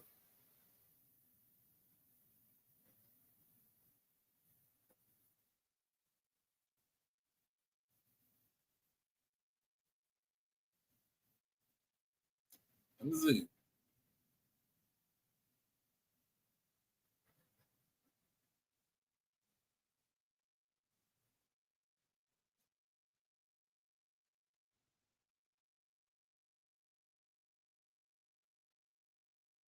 Just last year. Okay.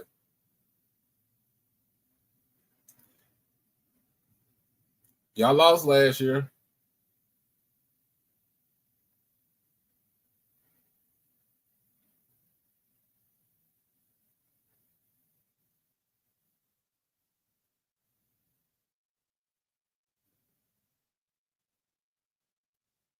All right, let me see. 21.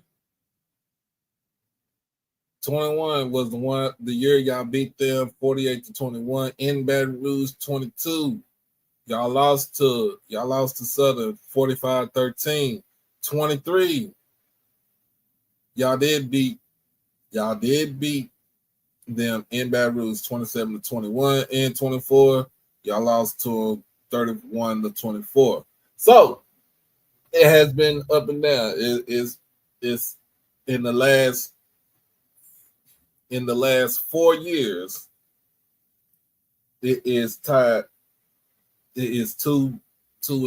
So I'd say who's gonna break the tiebreaker right now? I'm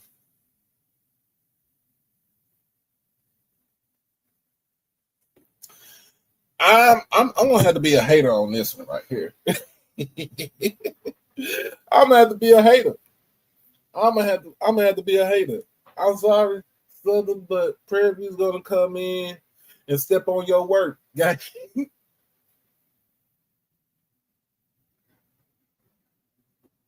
yeah, last year's game was in fact,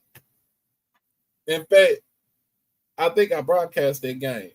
I was pissed that they gave the lead up like that. Come on. I think Prairie View this year is going to come in and step on your work, man. Prairie View for the dub. Now,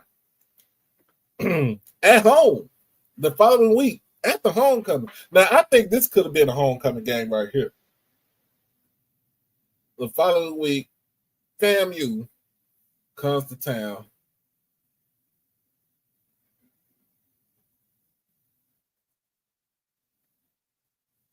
Hey, I put that bet on.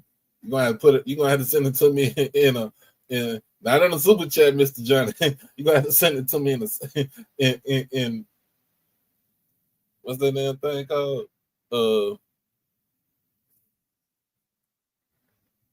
Cash App. I don't forgot. Shit. Oh my goodness. Yes, that game was overtime, but now last season, FAMU versus Southern last season, it seemed like Southern had no type of will to play that game in Tallahassee. I think this might be the change. And remember, this is the longest continuous rivalry. HBCU football right here.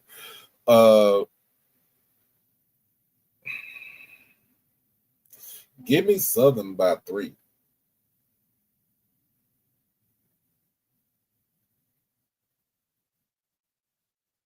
Give me Southern by 3. On the road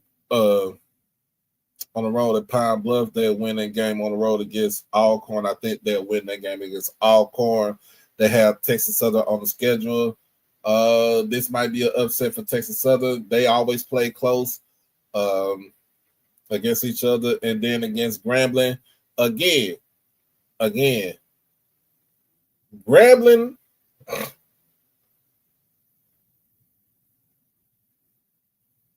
In order for Mickey Joseph not to be on the hot seat, I'll be not really watching, but I know he's watching. Hopefully not to get called out, put on the hot seat. He has to win a game against Southern and at the Bayou Classic. I don't think this is going to happen right now. What else, Square? I have Southern winning against in the Bayou Classic. But it will be a close one in the division race for Southern University. But we don't know what PV is going to do.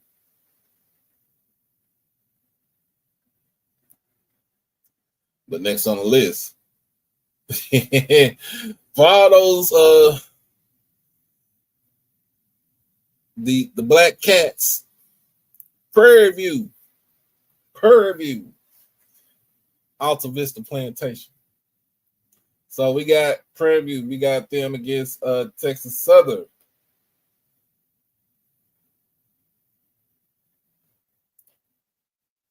I did say Texas Southern will beat them. I did say Texas Southern will beat them.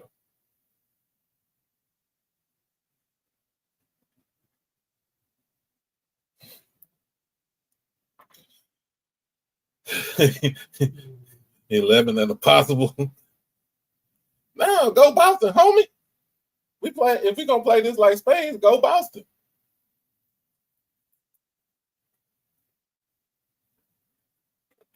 I'm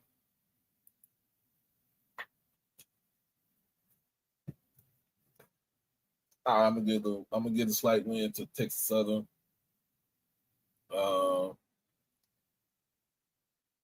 Second game of the season is against UT Rio Grande Valley, UTRGV, new program that has been started up. The last 2.5 years they have been recruiting and practicing and waiting for their time to actually play a game. So Prairie View with the dub on this one. Hopefully this can be somewhat of a, I guess you could say, a rivalry game. But this will be the first time that they ever play.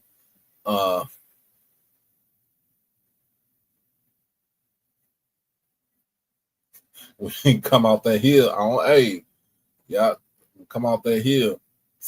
Third game of the season. Y'all head over to the medical district in Houston, play Rice, get your check, come on back. You never know. You might make this a game, bro, but it's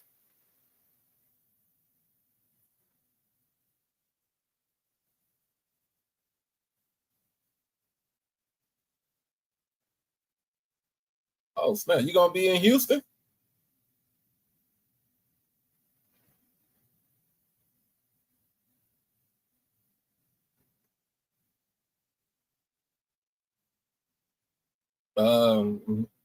Fourth game of the season, Northwestern State. I'm gonna have them win that game against Northwestern State. State Fair Classic.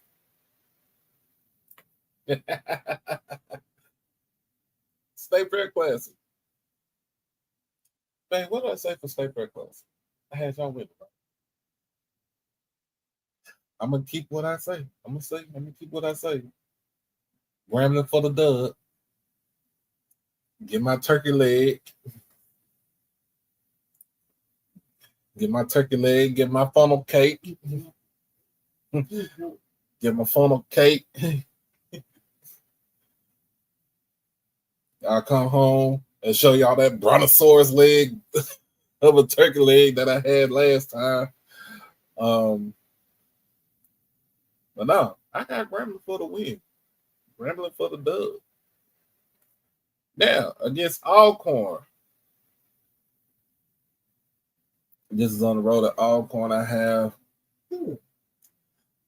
Hey, tell her. She's sleeping on fried Oreos, bro. I must stay asleep. That is so gross. She's sleeping on fried Oreos. No. Yeah, not, what? She's so late. It was that big? It was big. Are you serious? I promise the guy. Oh my God. It was about as big as the Star Crush bar. What's so fucking good about a fried Oreo? Man. Fried Oreo. Look, fried. You just don't know. Okay, this is getting too country. Keep going. Too much. A fried honey bun too. Hey, bro. I might try that shit. No. No, do that. I might try grilled honey bun. Hey, Square. I might try that shit too. DR, give me your phone. Yo. Oh my. Hey, B-Dog, you come to the State Fair Classic here in Dallas, dog. You would be at Hog Heaven though, bro, for real. Just don't go on Texas OU weekend.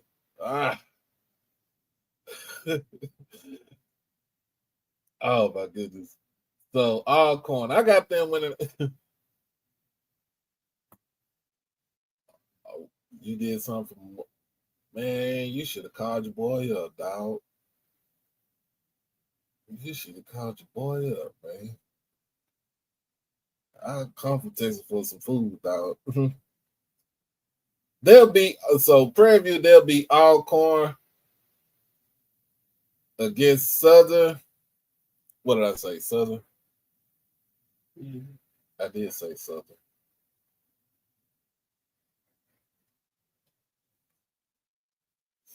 Southern, and then against everybody's favorite passing round, Lincoln University. Oh my goodness! So, oh damn, that's 3 out the gate already. Three SWAC losses out the gate. Alabama State, they will. I think they'll win Alabama State. Alabama A&M, I feel like they'll have a win against Alabama A&M, and then against Pine Bluff and against Valley. Even though they had trouble with Valley, I think they'll win against both teams. Last season, Pine Bluff did sneak up on Prairie View on prime time, and that game was 21-14, but it was basically the Giovanni Gibson show. But I think this year, they'll beat both Pine Bluff and Mississippi Valley to finish out their season. 8-4.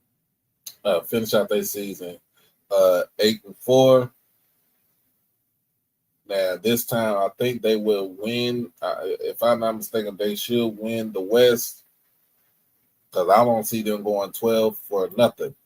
12 and nothing. I don't see them doing anything like that.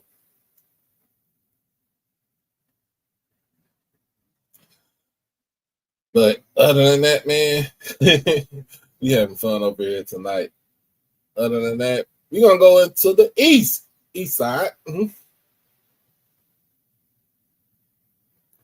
We got Mississippi Valley schedule right here. Delta Devils. All right. Let me pull up that schedule, because I can't see worth the crap with that.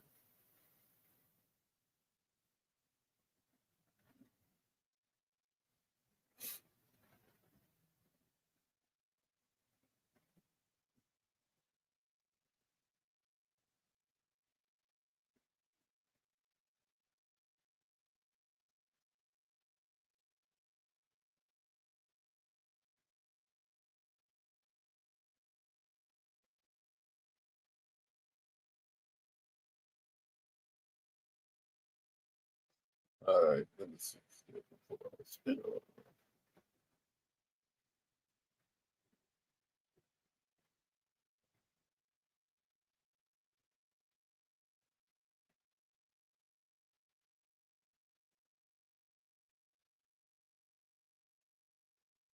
All right.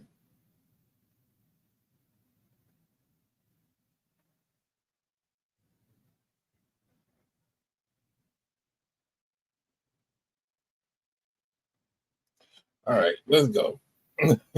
Damn, he's at 1 win over Pine Bluff. That's messed up. All right, first game of the season for Valley will be against Southern University. You boys start out from the gate. They will get smoked by Southern. September the 6th, they are on their way here to Stephenville, Texas, to play Tarleton State University. I'm gonna tell y'all, ain't nothing out there in Stephenville but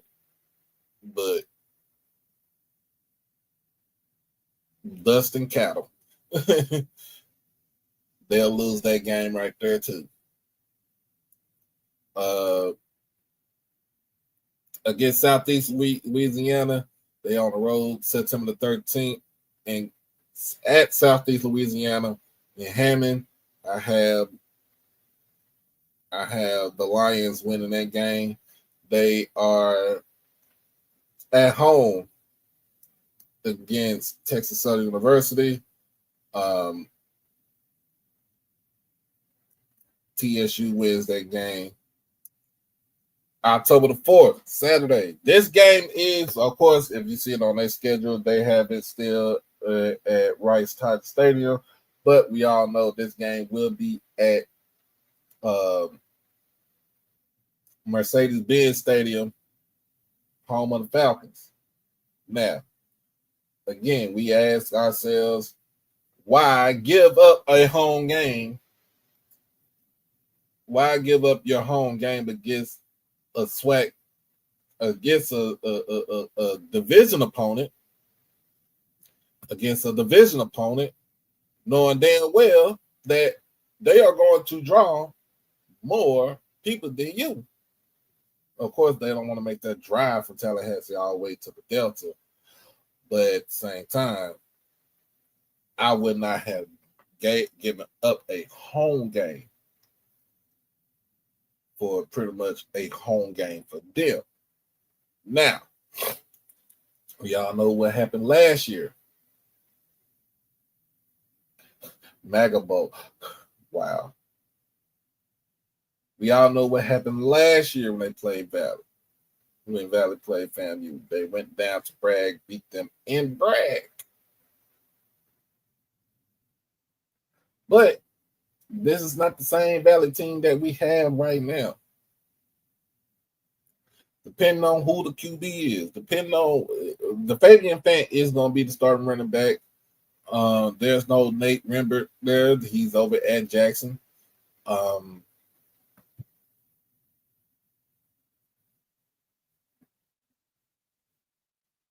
This one is a toss-up.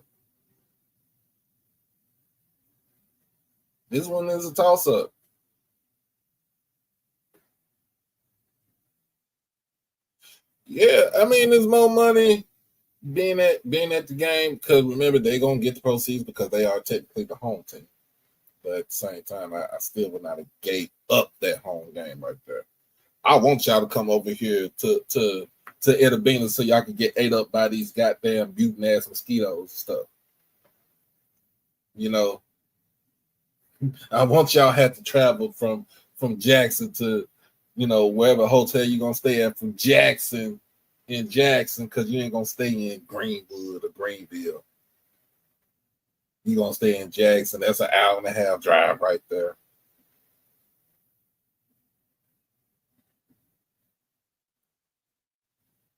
But I'm gonna say it like this: if they start out fast and hit FAMU in the mouth, I think they win the game.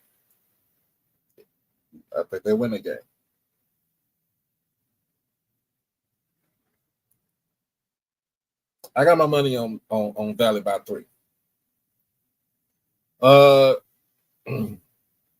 October the 11th, they are on the road in Huntsville against Alabama A&M. Both the brand new head coaches with Sam Shade and T-Buck. I forgot.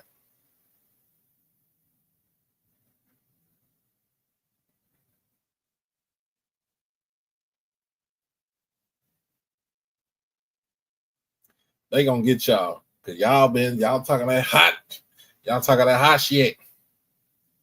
They gonna get y'all. They gonna catch y'all slipping.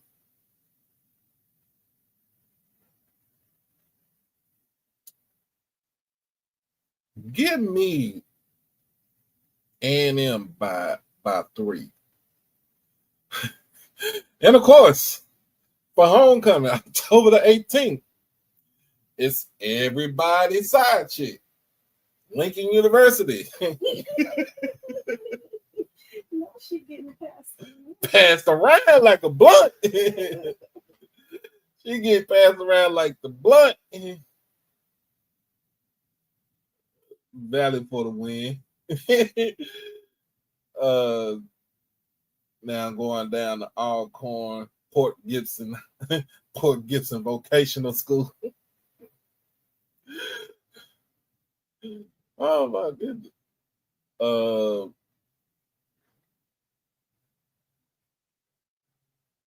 Alcorn will win the game. November the 1st against Bethune-Cookman. Now, Bethune-Cookman has had Valley's number. This game is in Daytona.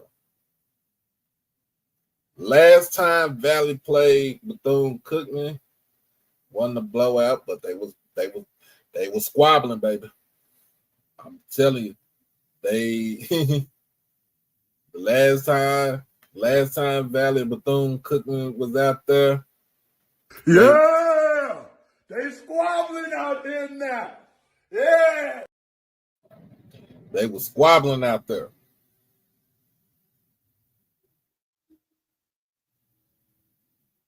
They were squabbling out there. So they might be squabbling again in Daytona. Valley for the win in Daytona. November the 8th. Woo! Jackson State make that hour-and-a-half trip up the road on 49 to play Itabena. The last time Jackson State played Valley at Itabena, we gave up a last-second touchdown, and TC was not having it. He was not having it. In fact, that was TC's first year as a head coach. My bro was not having it. He was pissed that we gave up that touchdown in the last second. That man wanted a shutout. He probably would get his wish. Now, this also say Nate Rembert goes back to Valley to play against them.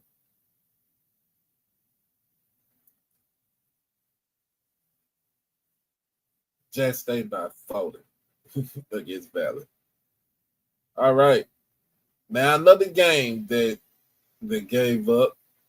They down in Mobile to play Alabama State in the Port City Class. I got Alabama State in this game right here. This is going to be heavy Bama State.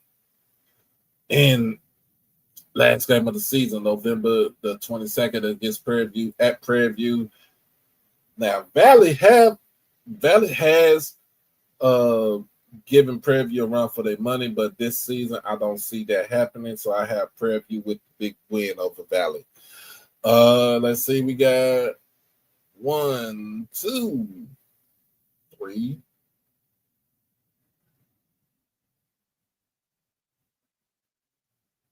In a push. So I give them at least 3 in a push. Hey, you never know. You never know. Next on my list, we got is this Alabama State? Nope, this is not Alabama State. This is Bethune-Cookman. This is Bethune-Cookman. This season is put up or shut up for Coach Woody. This is put up or shut up for Coach Woody. Hey, make sure y'all hit that like button if you're on YouTube. Make sure you hit that follow button if you're on the Twitter. And make sure you hit that subscribe button on the YouTube channel also. See where we at. Let's get as far as the likes go.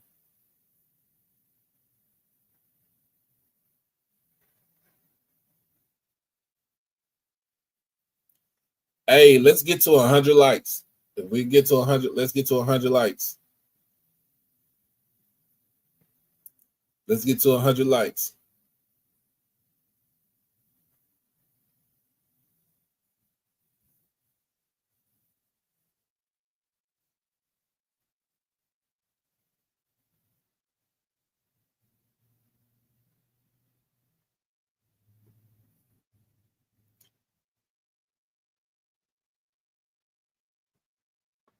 All right, Bethune-Cookman is on the schedule right here. So First game of the season is against FIU. Ooh. And still to this day, they still got to see Willie Simmons again. Dub. On the road. And what my friend Troy would call this school Coral Gables HOA, aka the U, Miami. Miami by 60.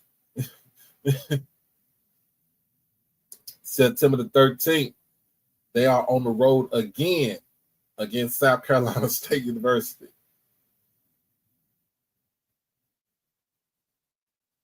They will lose this game. I'm sorry. Allen, look, Allen Darby, you still in there, man? They'll lose this game. Bethune-Cookman will lose against Bethune-Cookman will lose against South Carolina State. They'll start the season out 0-3. September the 20th against Edward Waters at home. Another SWAC match. This is another SWAC SWAC matchup. Now, remember last year,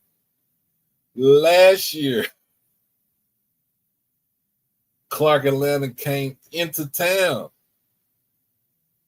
and gave them boys the business in the second half. We might see something like that again, and we might see something different. We might see Bethune pull it off. I would not sleep on Edward Waters. I would not sleep on what Coach Morgan is doing down there in Jacksonville.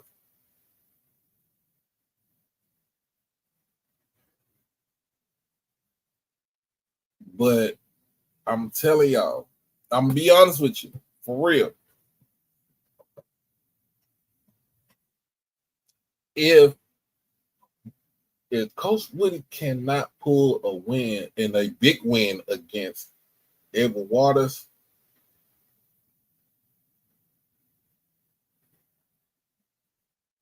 look for him to get that pink slip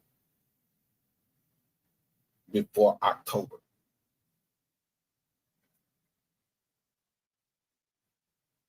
I'm not trying to say they ain't, they're going to let him go and stuff like that. But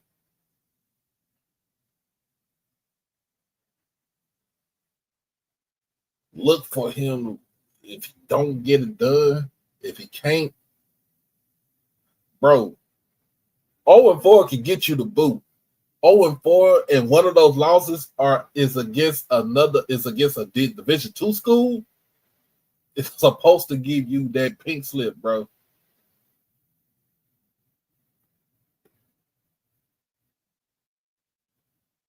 Y'all, I don't like firing folks, but y'all know that's Mr. Ford's deal. But I'm saying, if they cannot get a big win right now against Edward Waters, and when I say big win, they got to win by at least 40 or 50 points. Not look for him to go into that office the next day or on Monday. They are at home against Alabama A&M. I give the Bulldogs a win right there. They on the road against Alabama State and Montgomery. I get Alabama State the win. On the road, they have Southern at home. Southern with the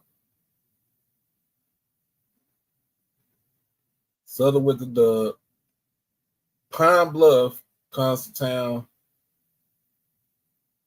I give the win to Pine Bluff. Valley comes to town November 1st. I already said I give Valley the dub. Grambling is hosting Bethune-Cookman.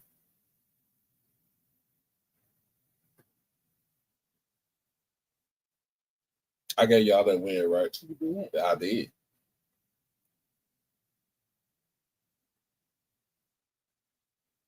They come to Jackson November the 15th. Now, the last time they came to Jackson, they kind of gave us a scare. That was TC's first year. But they kind of gave us a scare. But not on this one. Not ever. Jack stayed by 40. And then the Florida Classic against FAMU down in Orlando. I don't see anything changing with this game right here. I have FAMU by at least 30 in this game right here.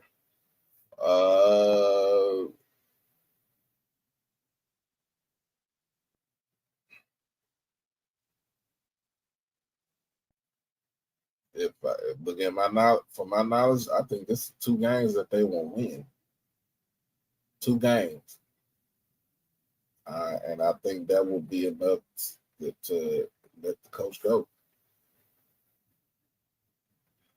Ooh, that is tough. That is tough. Start your first 2 games off.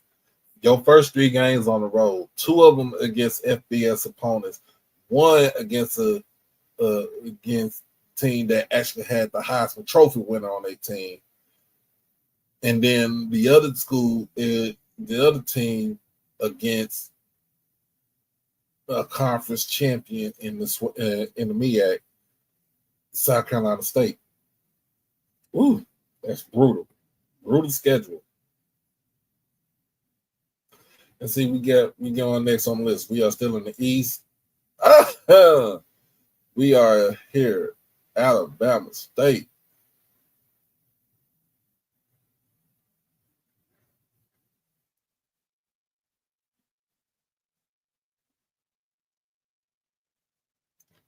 We got Big Bama State over here. All right. First game of the season.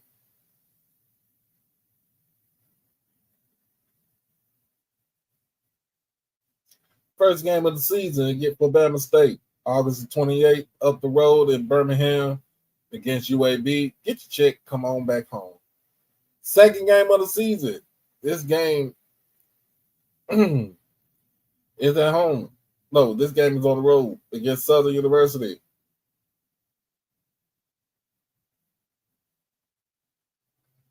I had Alabama State winning this game right here.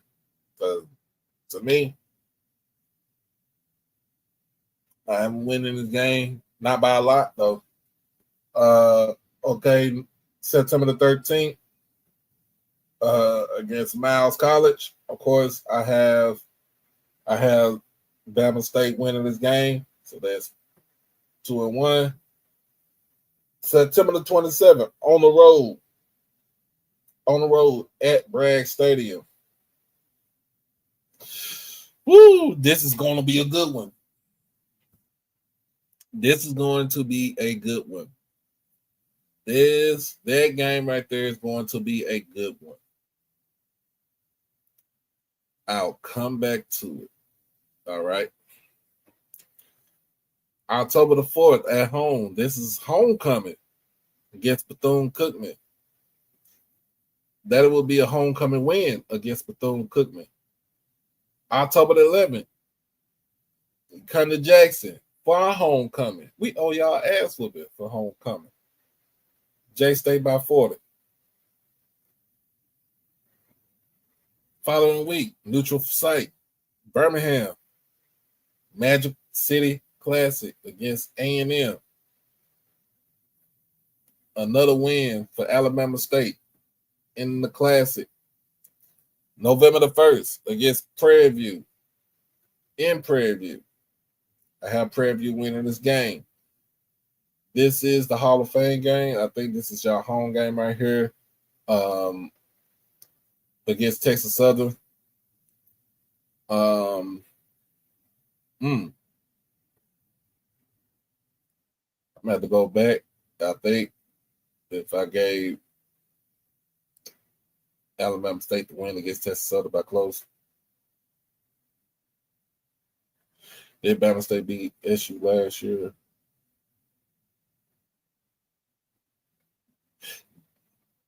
They did. I think they did.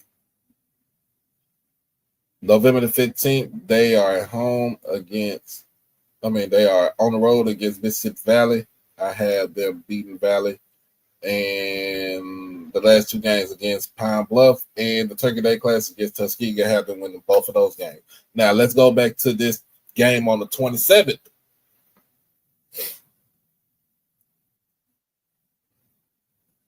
And go back to this game on the 27th. FAMU versus Alabama State.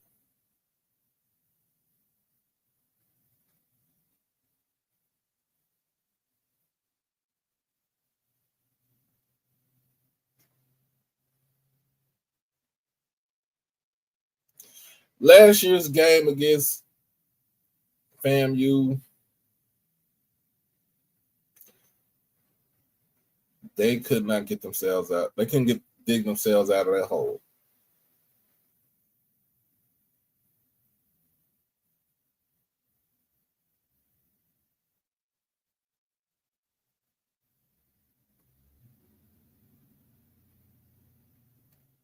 I think they could not dig themselves out of that hole. It was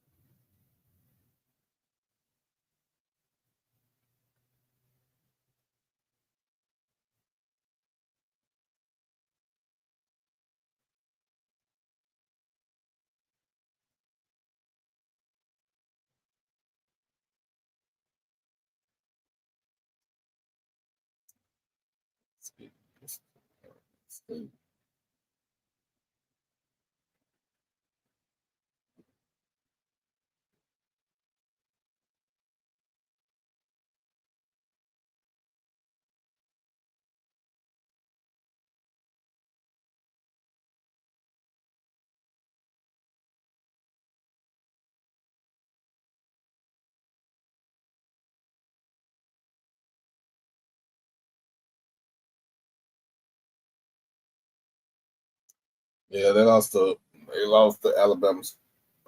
Southern lost to Alabama State in 23, 14-10.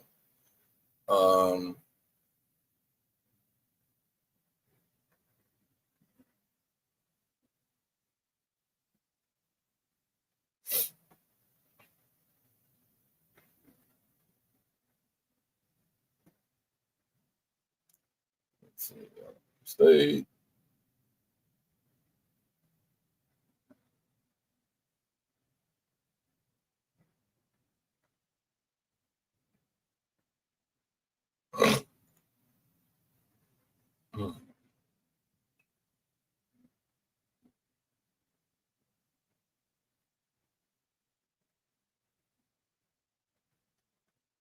Football.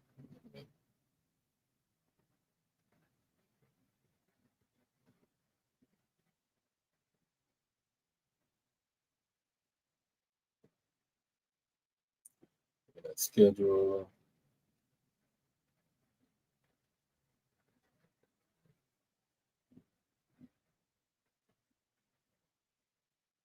So last matchup, Bama State beat Southern 14-10. Remember, they haven't played in a while because they dropped them out the schedule. They bring them back on the schedule this year. But let's go into the game against FAMU. Last season,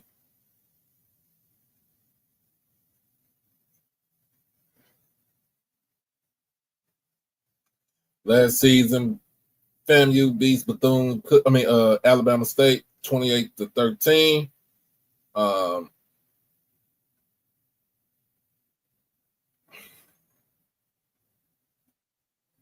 They have lost the last 5 games.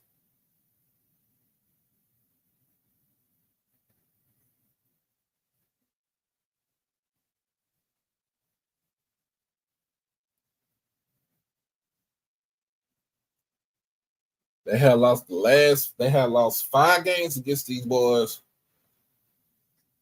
with probably a 20-point margin.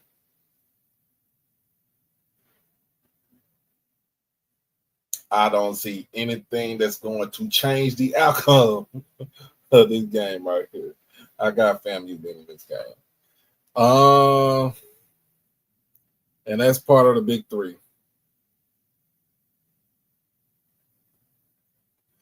I don't see Bama State winning the East.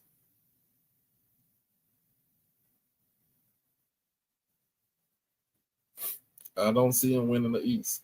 I don't.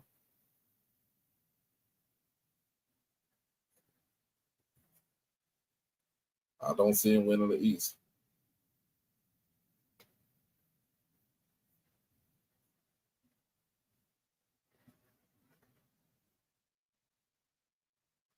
Next on the list, we got a new regime down in Huntsville, Alabama.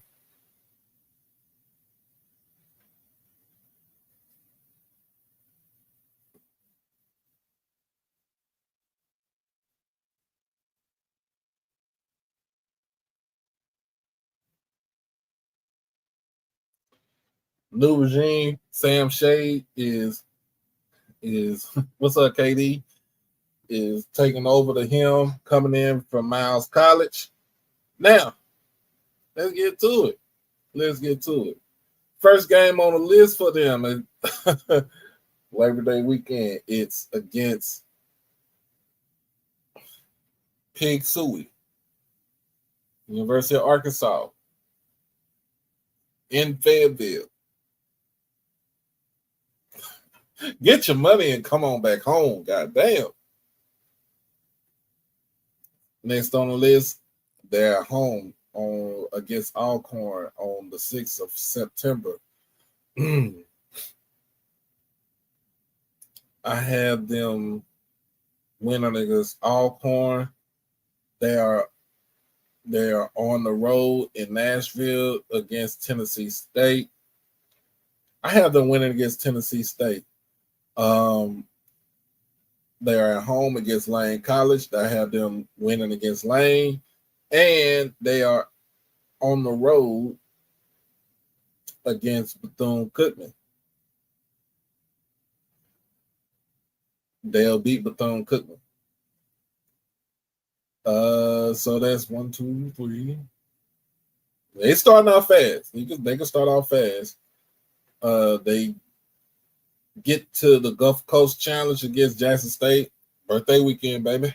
Yeah. Jackson State has won the last 4 meetings against Alabama A&M and make that number 5.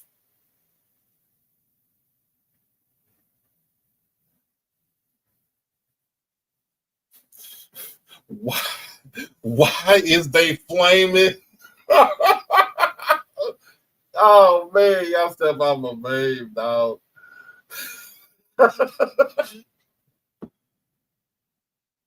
Oh my goodness. Make that win number 5 for Jackson State against Alabama A&M. They are at home against Mississippi Valley. They'll win against Valley.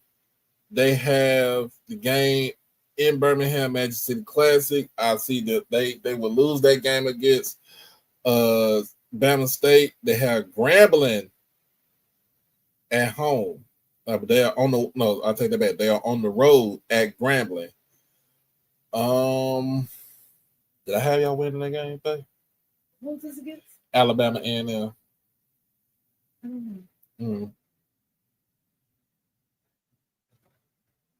I'll get back to that one. Now, they are at home against PV. I did say PV will win that game. They are at home against FAMU. We saw what happened last year. They'll win it this year.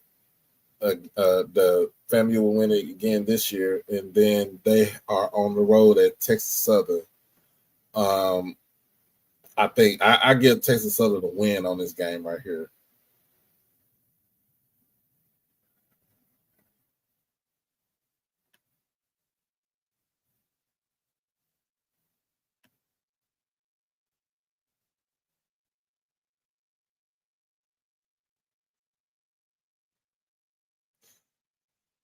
I don't think that will be enough to win the East right there. So, but it's a good showing in Sam Shay's first season as head coach at A&M. So, but that Grambling game I think that Grambling game is a toss-up game.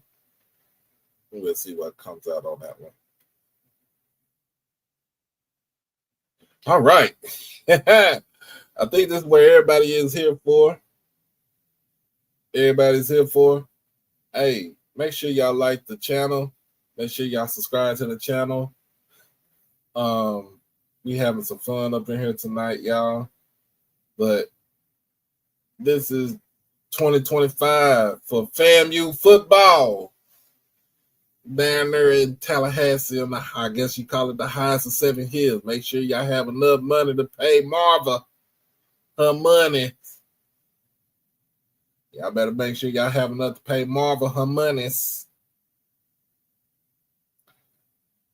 All right. First game on the list is down in Miami Gardens, August the 30th. Orange Blossom Classic against Howard. Basically, rematch of the 2023 Celebration Bowl.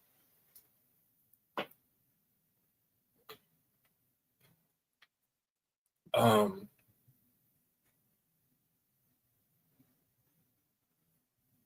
don't know if Erica watching, but I'm sorry, but I got FAMU with the dub against Howard. Don't beat me up. September the 6th down in Boca Raton against Florida Atlantic. Get your money and come on back to the house. September the 13th against Albany State. This is an old SWAC. This was an old SWAC matchup when FAMU was in the SWAC against rival Albany State. They'll win against Albany State. Looking at 2-1. September the 27th, this is in Tallahassee against Alabama State. Like I said, the last 5 games that they have played, they have won the game by at least 15 points or more. It will not seem to change. It will not seem to change. FAMU with the victory, probably by 20. October the 4th against Mississippi Valley in Atlanta. He said, L.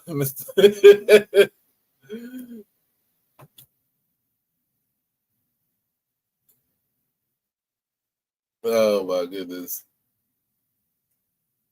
I did say I want Valley to win this game, but I don't know, man. I don't know. I want Valley to win this game against FAMU. Now, one of the big games of the season, October the 11th in Tallahassee against North Carolina Central.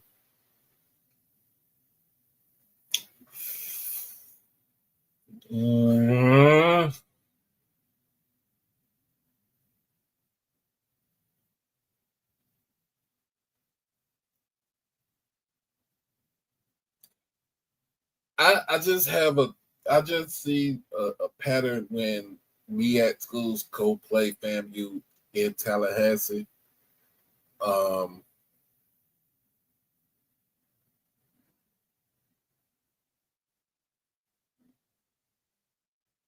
I see the continuance of what we saw last year when they played South Carolina State in Tallahassee last year. So I think they'll win against North Carolina Central this season.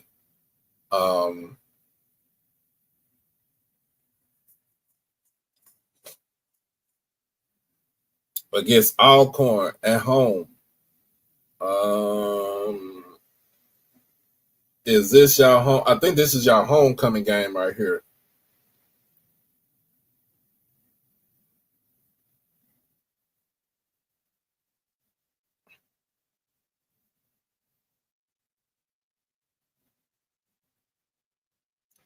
I think this is y'all homecoming. Y'all win against Alcorn, and then on the 25th, y'all head over to Baton Rouge to take on Southern University. I think Southern has your number.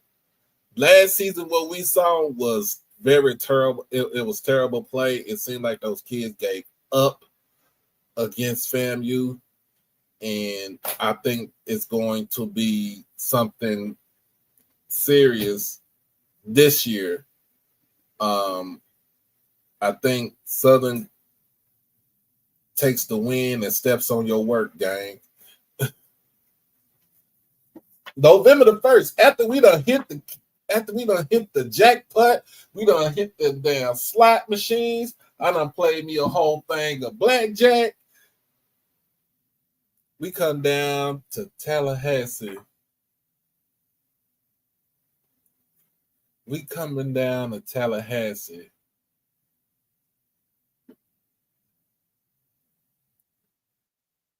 Hey, what happened last time Jackson State went to Tallahassee? What happened last time Jackson State went to Tallahassee?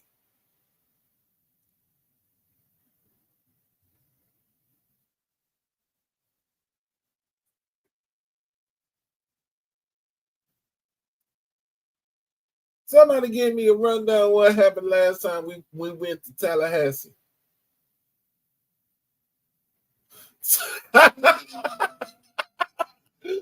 It was sunny and the ball was in the air. I was just trying to figure out. Hey, what's up, David? What happened last time what happened last time Jackson State made a trip to Tallahassee? See, EA don't want to answer that question right there. It was Delta Snake Ass.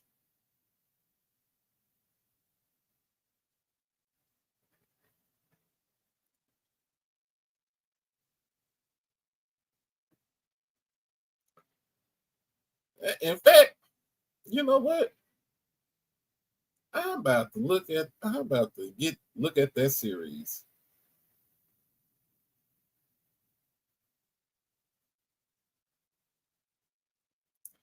I just want to know what we did. I just want to know.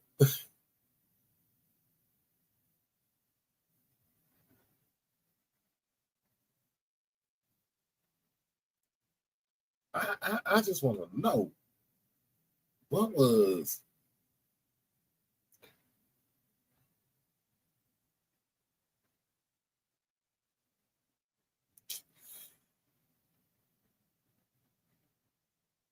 Say it right here. Let me pull up for family.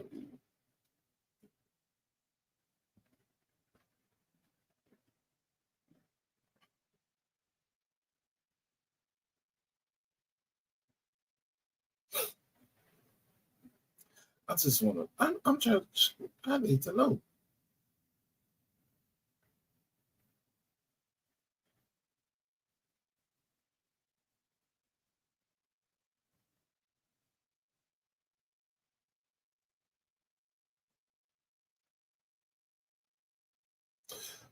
Well, all I know is last time we went down to Tallahassee, we came out with some snakeskin belts and some boots.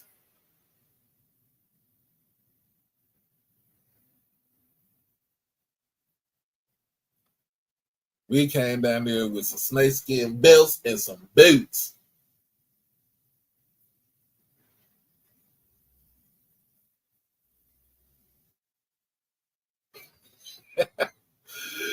I don't think it changes. I think we go down to Tallahassee and put up another W.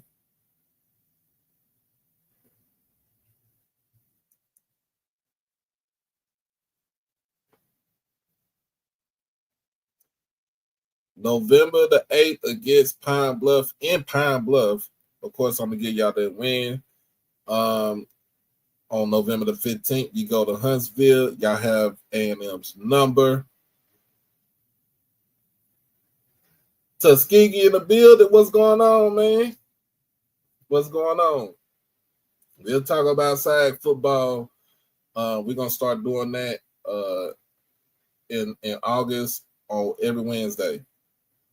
So we'll talk Tuskegee football and everything, man. And then of course November the 22nd, that y'all have the not the orange, but the Florida Classic against Bethune-Cookman. Y'all win that game right there.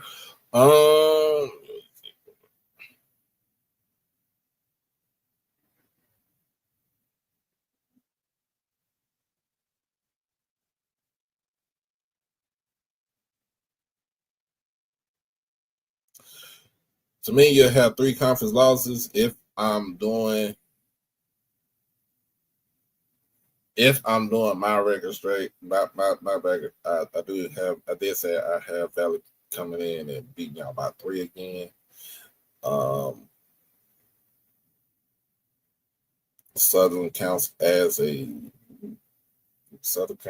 conference game. Well, that's non-conference for you.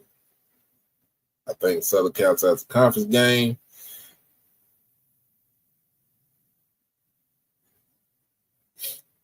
But yeah, hey. And last but not least, what did Kendrick say?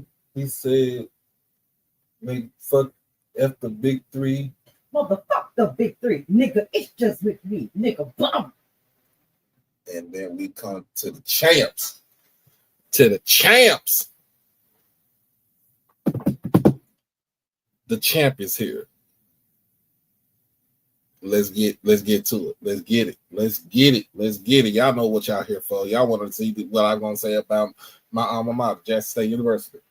Y'all know what I'm here for. Make sure you put your comment, what the records are gonna be for your alma mater. Put it in the comments. Make sure y'all spam the like button. Make sure that y'all hit that subscribe button. Share this show with other people and let them subscribe to the show. Let them know that a guy that covers HBCU sports and the culture is actually on here doing the damn thing. First and foremost,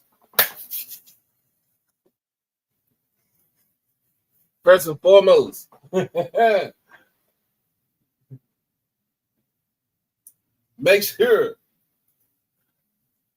sure you hit up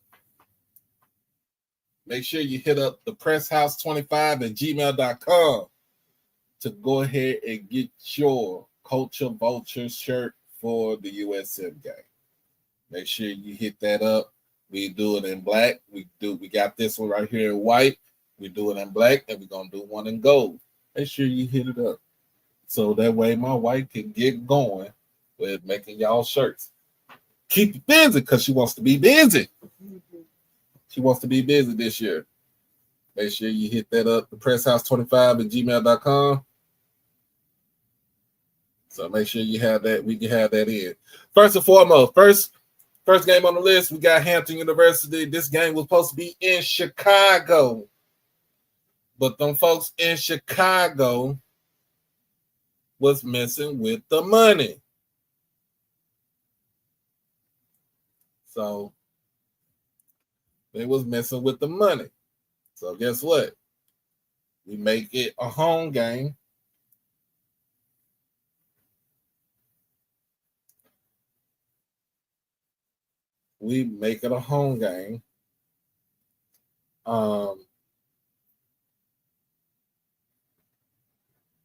So more than likely, I'll probably be at this game. And let's see if I can get me some credentials for this game. Hopefully, I want to. If not, I'll probably be in Shreveport.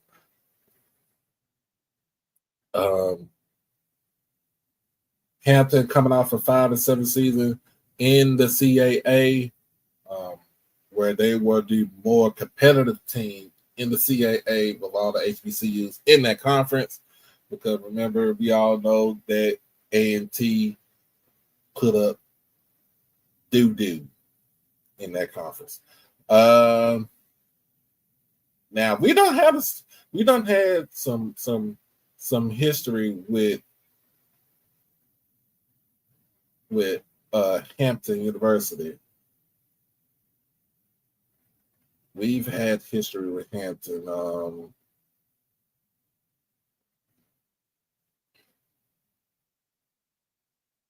Trying to remember the last time we played Hampton.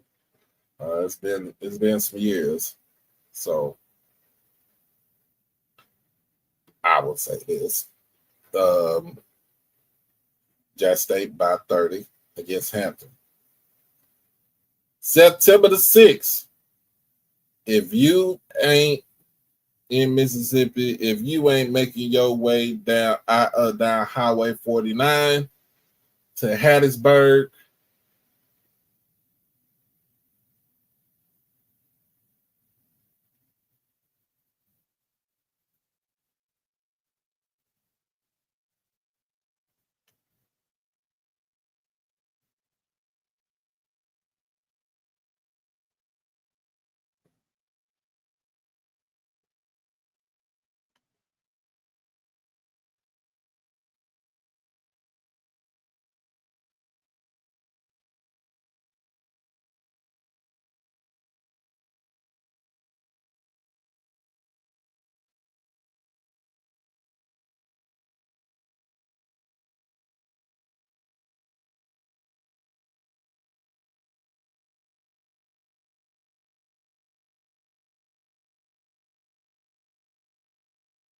so of course we all know last time we played USM, it was in the era of John Hendricks.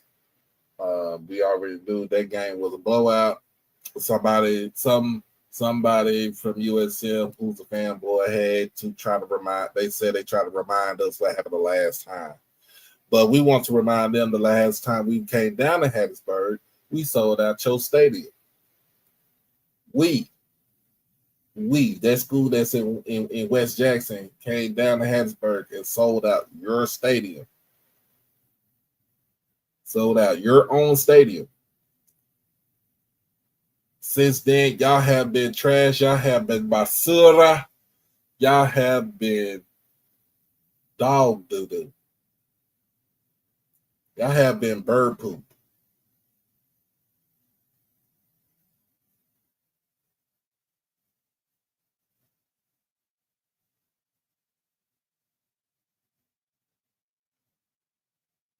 And of course, yes, you did get a new head coach from Marsh University, Charles Huff. Hey, it's cool. It's cool. But guess what? We're probably going to be on the same even playing field now since house settlement. We expanded our roster.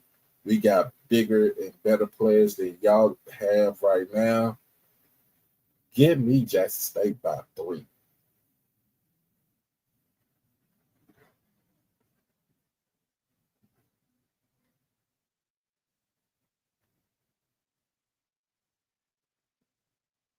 Give me Jackson State by 3 against USM. And then we come back home. WC Gordon Classic. Get your red ready against Tuskegee, the Golden Tigers. Of course, they bring in a lot of history, being they're the only HBCU football team with 700 plus victories. And they are a storied university. But I'm sorry to say this, we about to put Delta ass on the Tigers. Now,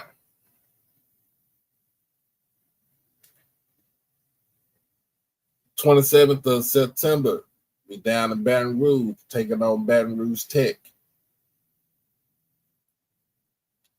We about to go for win number 7 against the Jaguars.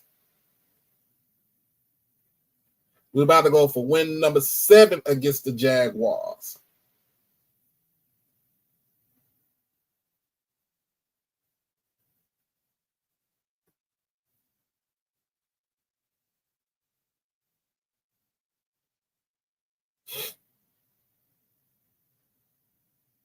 We'll win the game and we'll move on to the next. All right. Neutral site game will be down in Mobile for the Gulf Coast Challenge against A&M. We're going for win number 5.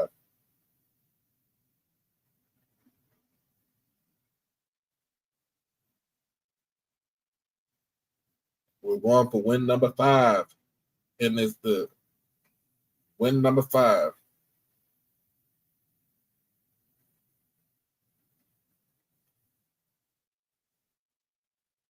October the 11th. Birthday week, baby. Mm-hmm. We got Alabama State for homecoming. Hey, Bumblebees, whatever you want to call yourselves. Swarmers 1, Bumblebees, Flight of the Bumblebee,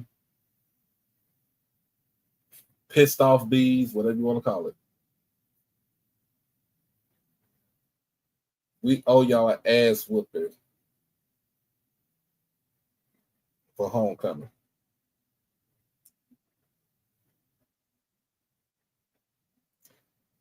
We're going to continue that ass whooping at homecoming. And give us a week off before we fly out. We fly out to Vegas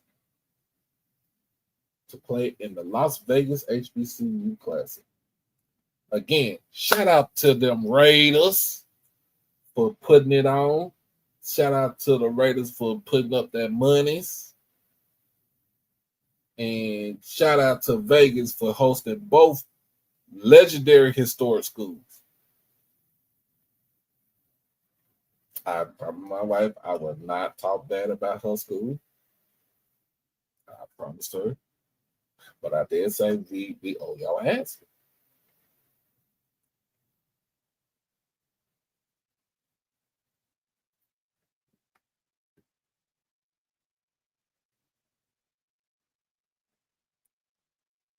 But either way it goes, my wife did say that Tigers are going to win regardless overall. That the Tigers are going to win overall. Don't matter which is black and gold or blue and white. A Tiger will win. Either way it goes, it'll make her happy.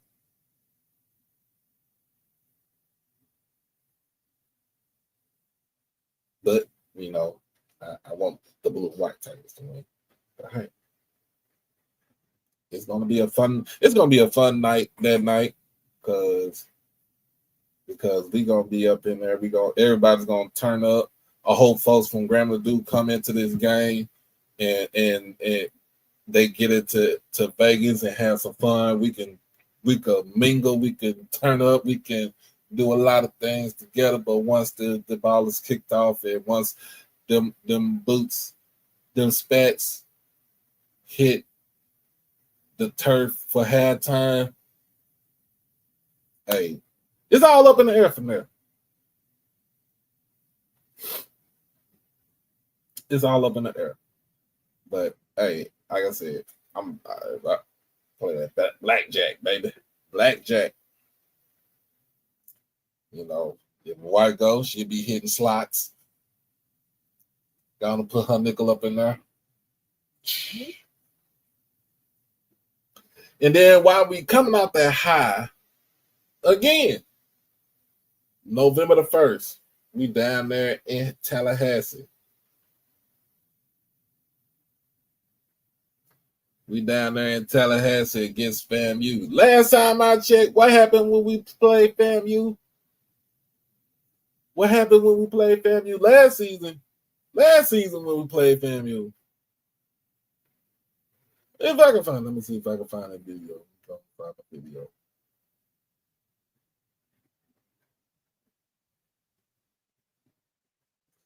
Last season we played, y'all, it was like this. Nope, that was against Prairie View.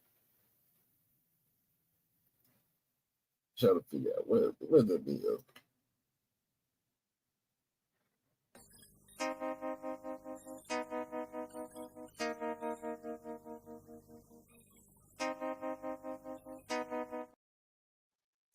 Y'all remember that?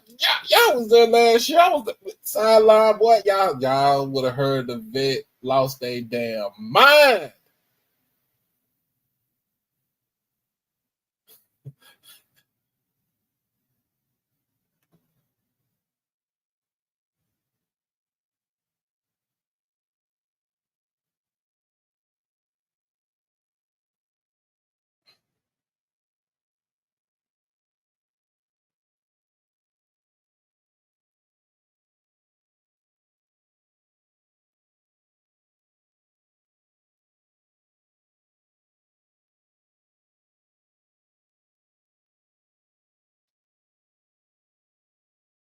Nah, they ain't happening no 2019. That happened last season, son. That happened last season. I don't think we're gonna continue tearing y'all ass up.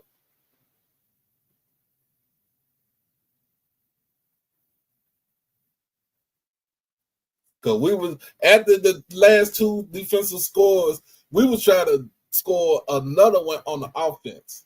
We couldn't get it done on the offense, but hey, it is what it is. That's a dub. Dub against Man U.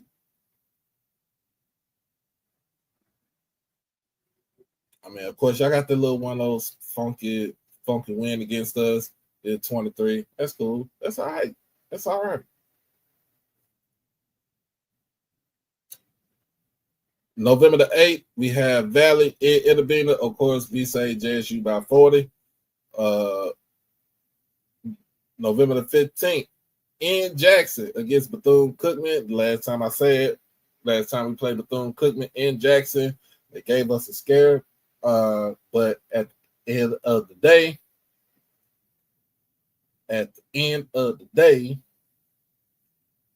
Tigers will prevail.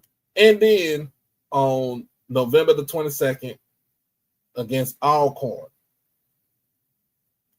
We've had Alcorn's number for the last 5 years. Cinco.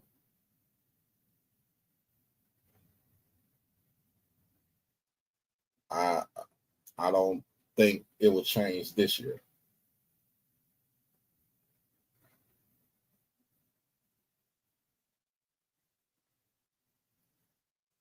I don't think it will change anything this year.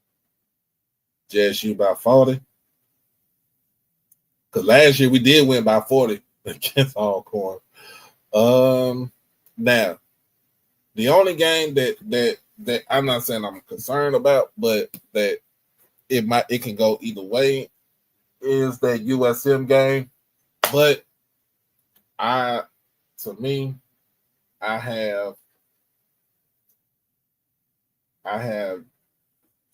have us winning that game against USM, but it can go either way.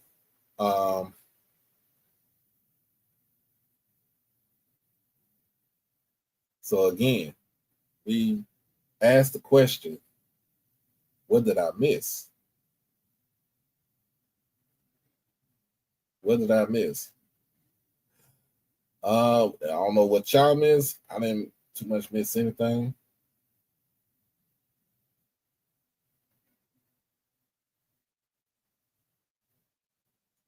But at the end of the day, what did I miss?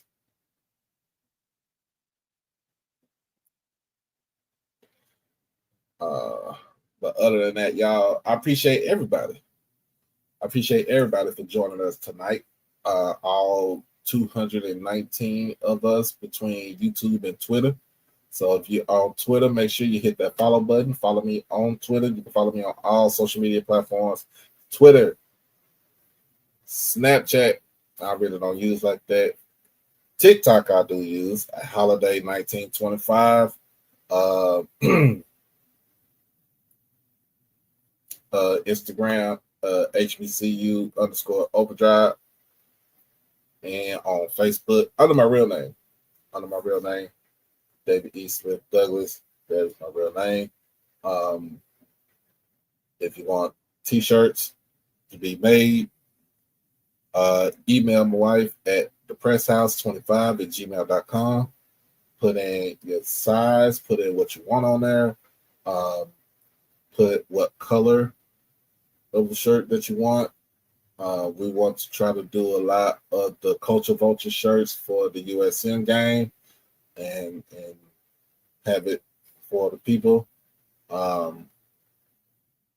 Each shirt costs $25, and each shirt is made with love and care. Anything you got to say before we roll up out of here, babe? Please donate to my baby so he can go to the SWAC thingy. What is it? Media Day. Media Day. Hit the stick. Tinker stick. Hit the tinker sticker. Tinker sticker. And yeah, that's it. Yeah, we do have SWAC Media Day coming up next week, to be exact. It is next week. It is next week. So go ahead and put in your get donations that just covers the travel to get there and back.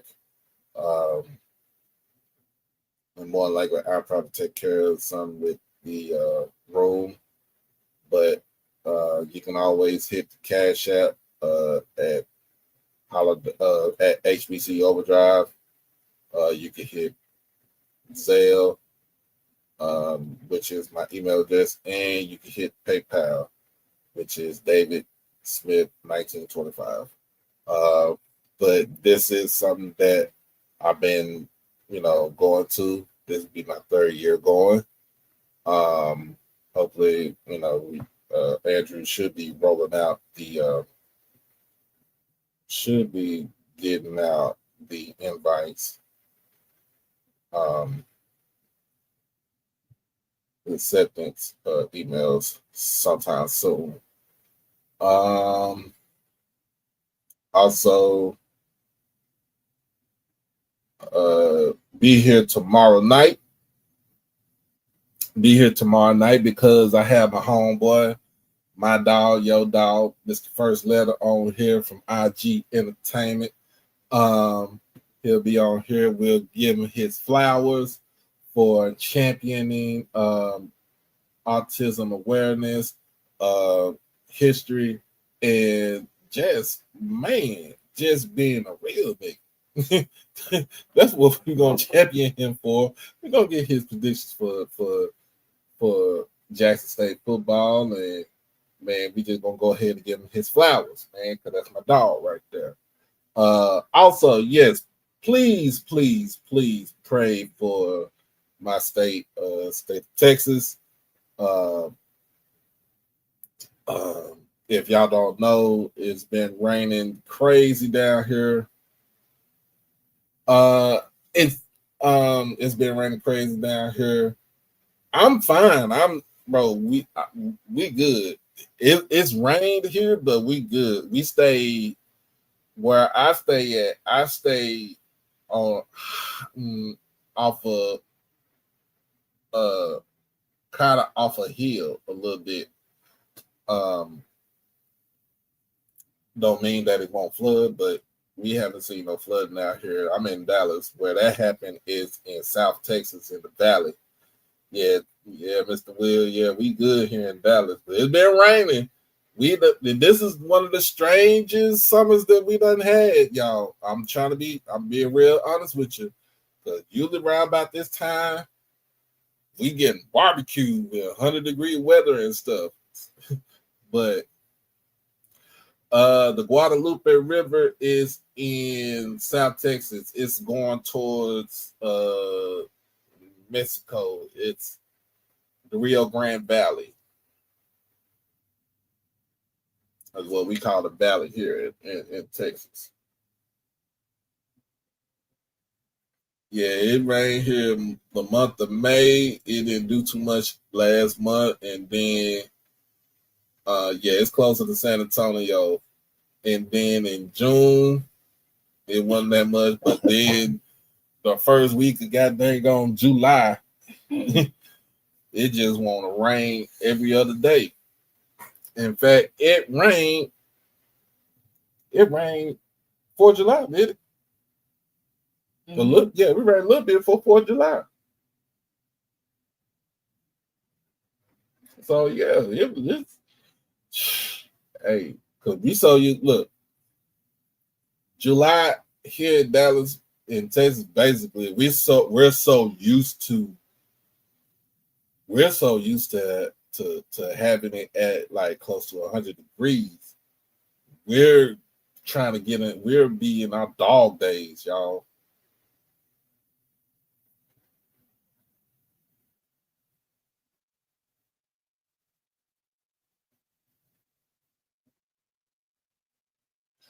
Damn, that's messed up.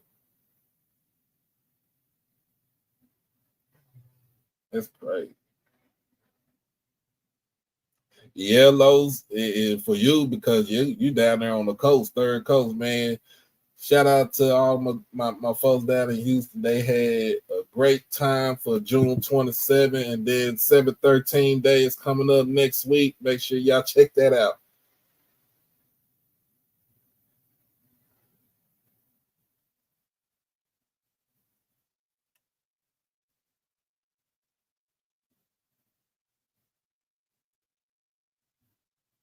And then again, it's hurricane season too. So it's hurricane season, so you know it's a lot of things that's going on, man. There's a lot of things that's going on. Appreciate Mr. Brooks. Appreciate you, man, for the donation, $25 donation. Appreciate you. I appreciate you, man. So we try to get this thing going. We trying to get it going. We trying to get it good.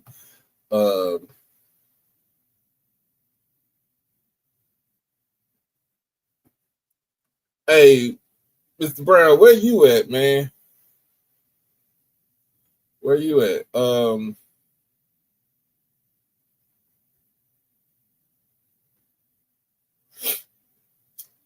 But yeah, I do have first letter coming on here tomorrow night. Make sure y'all come in 7 o'clock.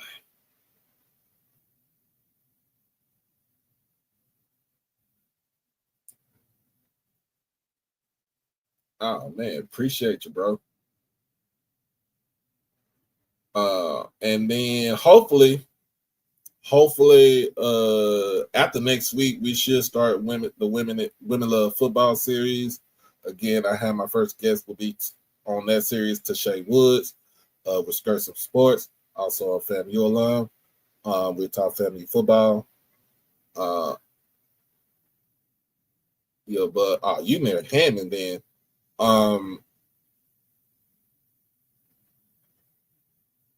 And then hopefully if I get anything back, if I hear anything back, hopefully we'll get Dr. Kevin James, the president of Morris Brown College.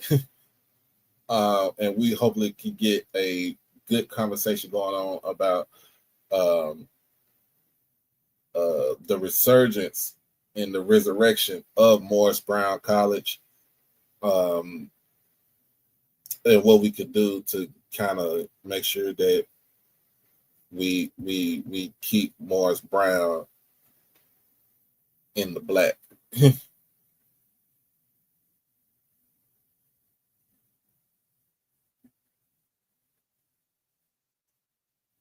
Judge, you read the Southern. Oh, okay. Man, so make sure y'all do that. Again, make sure y'all support the wife with the shirts. Make sure you can help donate, support your man to get down to Birmingham so we can get this thing going. Because my wife wants to see us, she wants to see me be successful. And not in the words of Drake.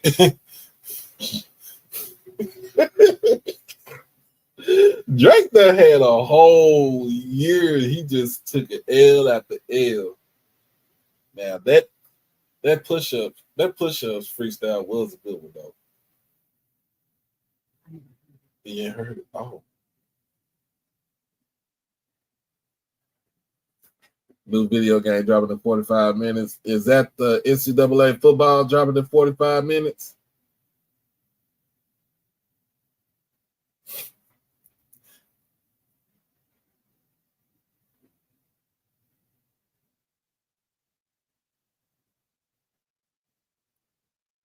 But other than that, any other words, babe, before we roll up out of here? Nope.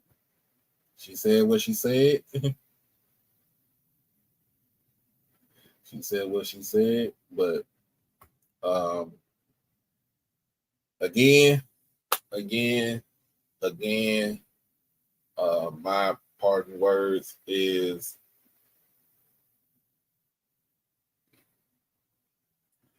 this is what you voted for,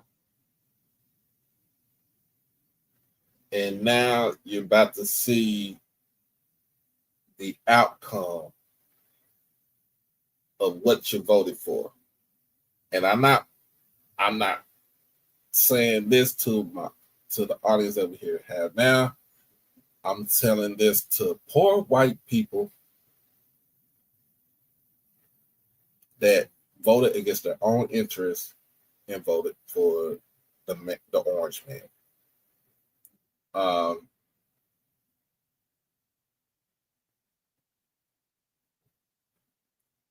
So with them trying to slash both Medicaid and Medicare, SNAP, TANF, when any type of assistance, government assistance. I say this, Black people, we've been doing this for a very long time. We know how to get by. We've been know how to get by. And don't get me wrong, there's some poor white people that know how to get by too. But it's the ones that feel entitled. They didn't care. They voted for their own interests. And Hispanics too. Hispanics are feeling a double whammy because of the fact that some of these people are actually getting roped up out of their sleep, out from work, from church, anywhere, by ICE and sent back to their home country without due process.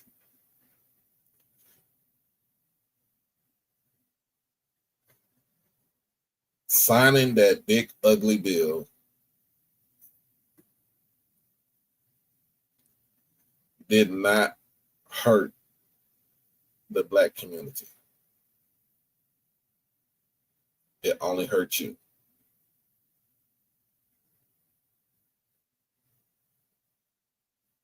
Since slavery, we have been conditioned. We have learned to do more with less. That's what we see here. That's what we experience at our institutions, where we do more with less.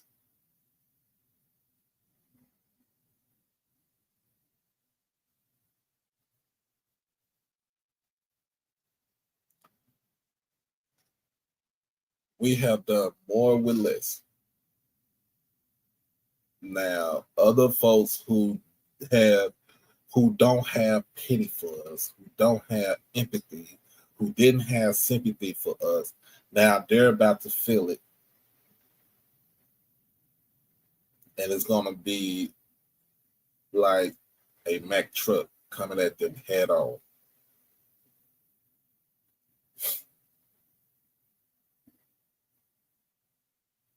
At the end of the day,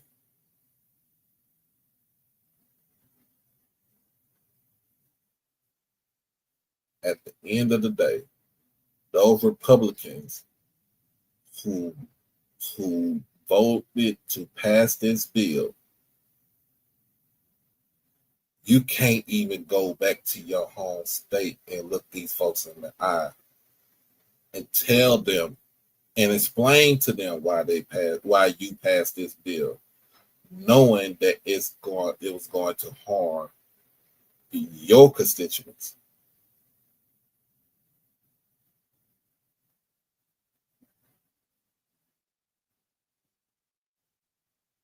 So again,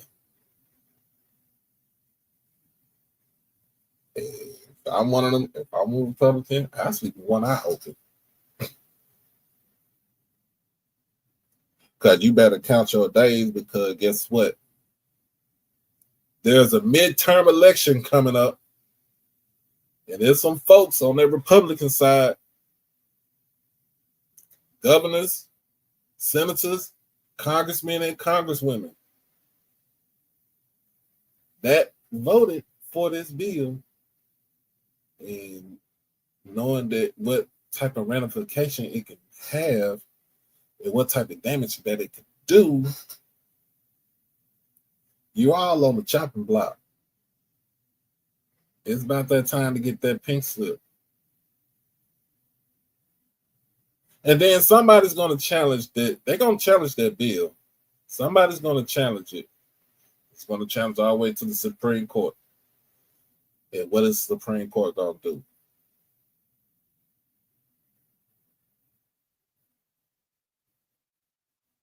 Because some folks on the Supreme Court, y'all on the chopping block too.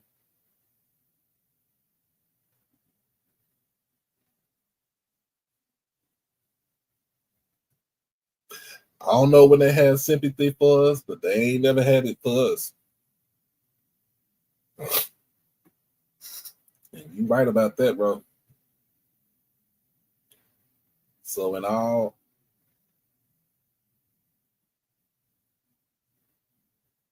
for all those Republicans who vote for the bill, just count your days. Make sure that you have all your money that you saved up, because you're about to get voted out of office. And guess what? Fuck Donald Trump.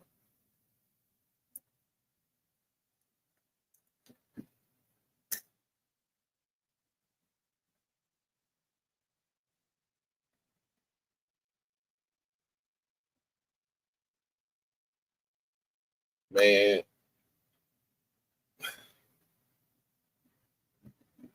hey, I'm just putting it out there. Count your days.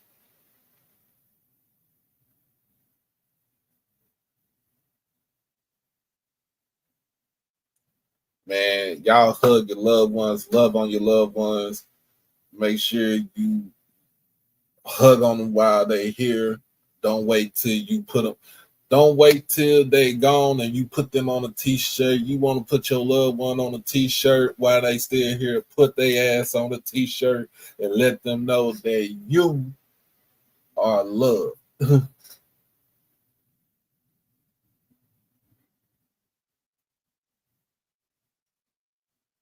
Crash out on your kids. Beat them out the penitentiary. That's what my mama did. Beat me out the penitentiary. Fuck Donald Trump. Kick a Republican in the chest. And hey.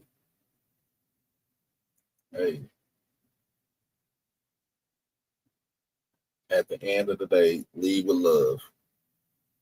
That's what it's all about.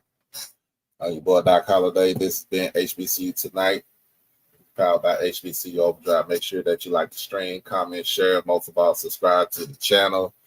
Hit everything that you need, that you want, that you gotta have HBCU Overdrive. But until then,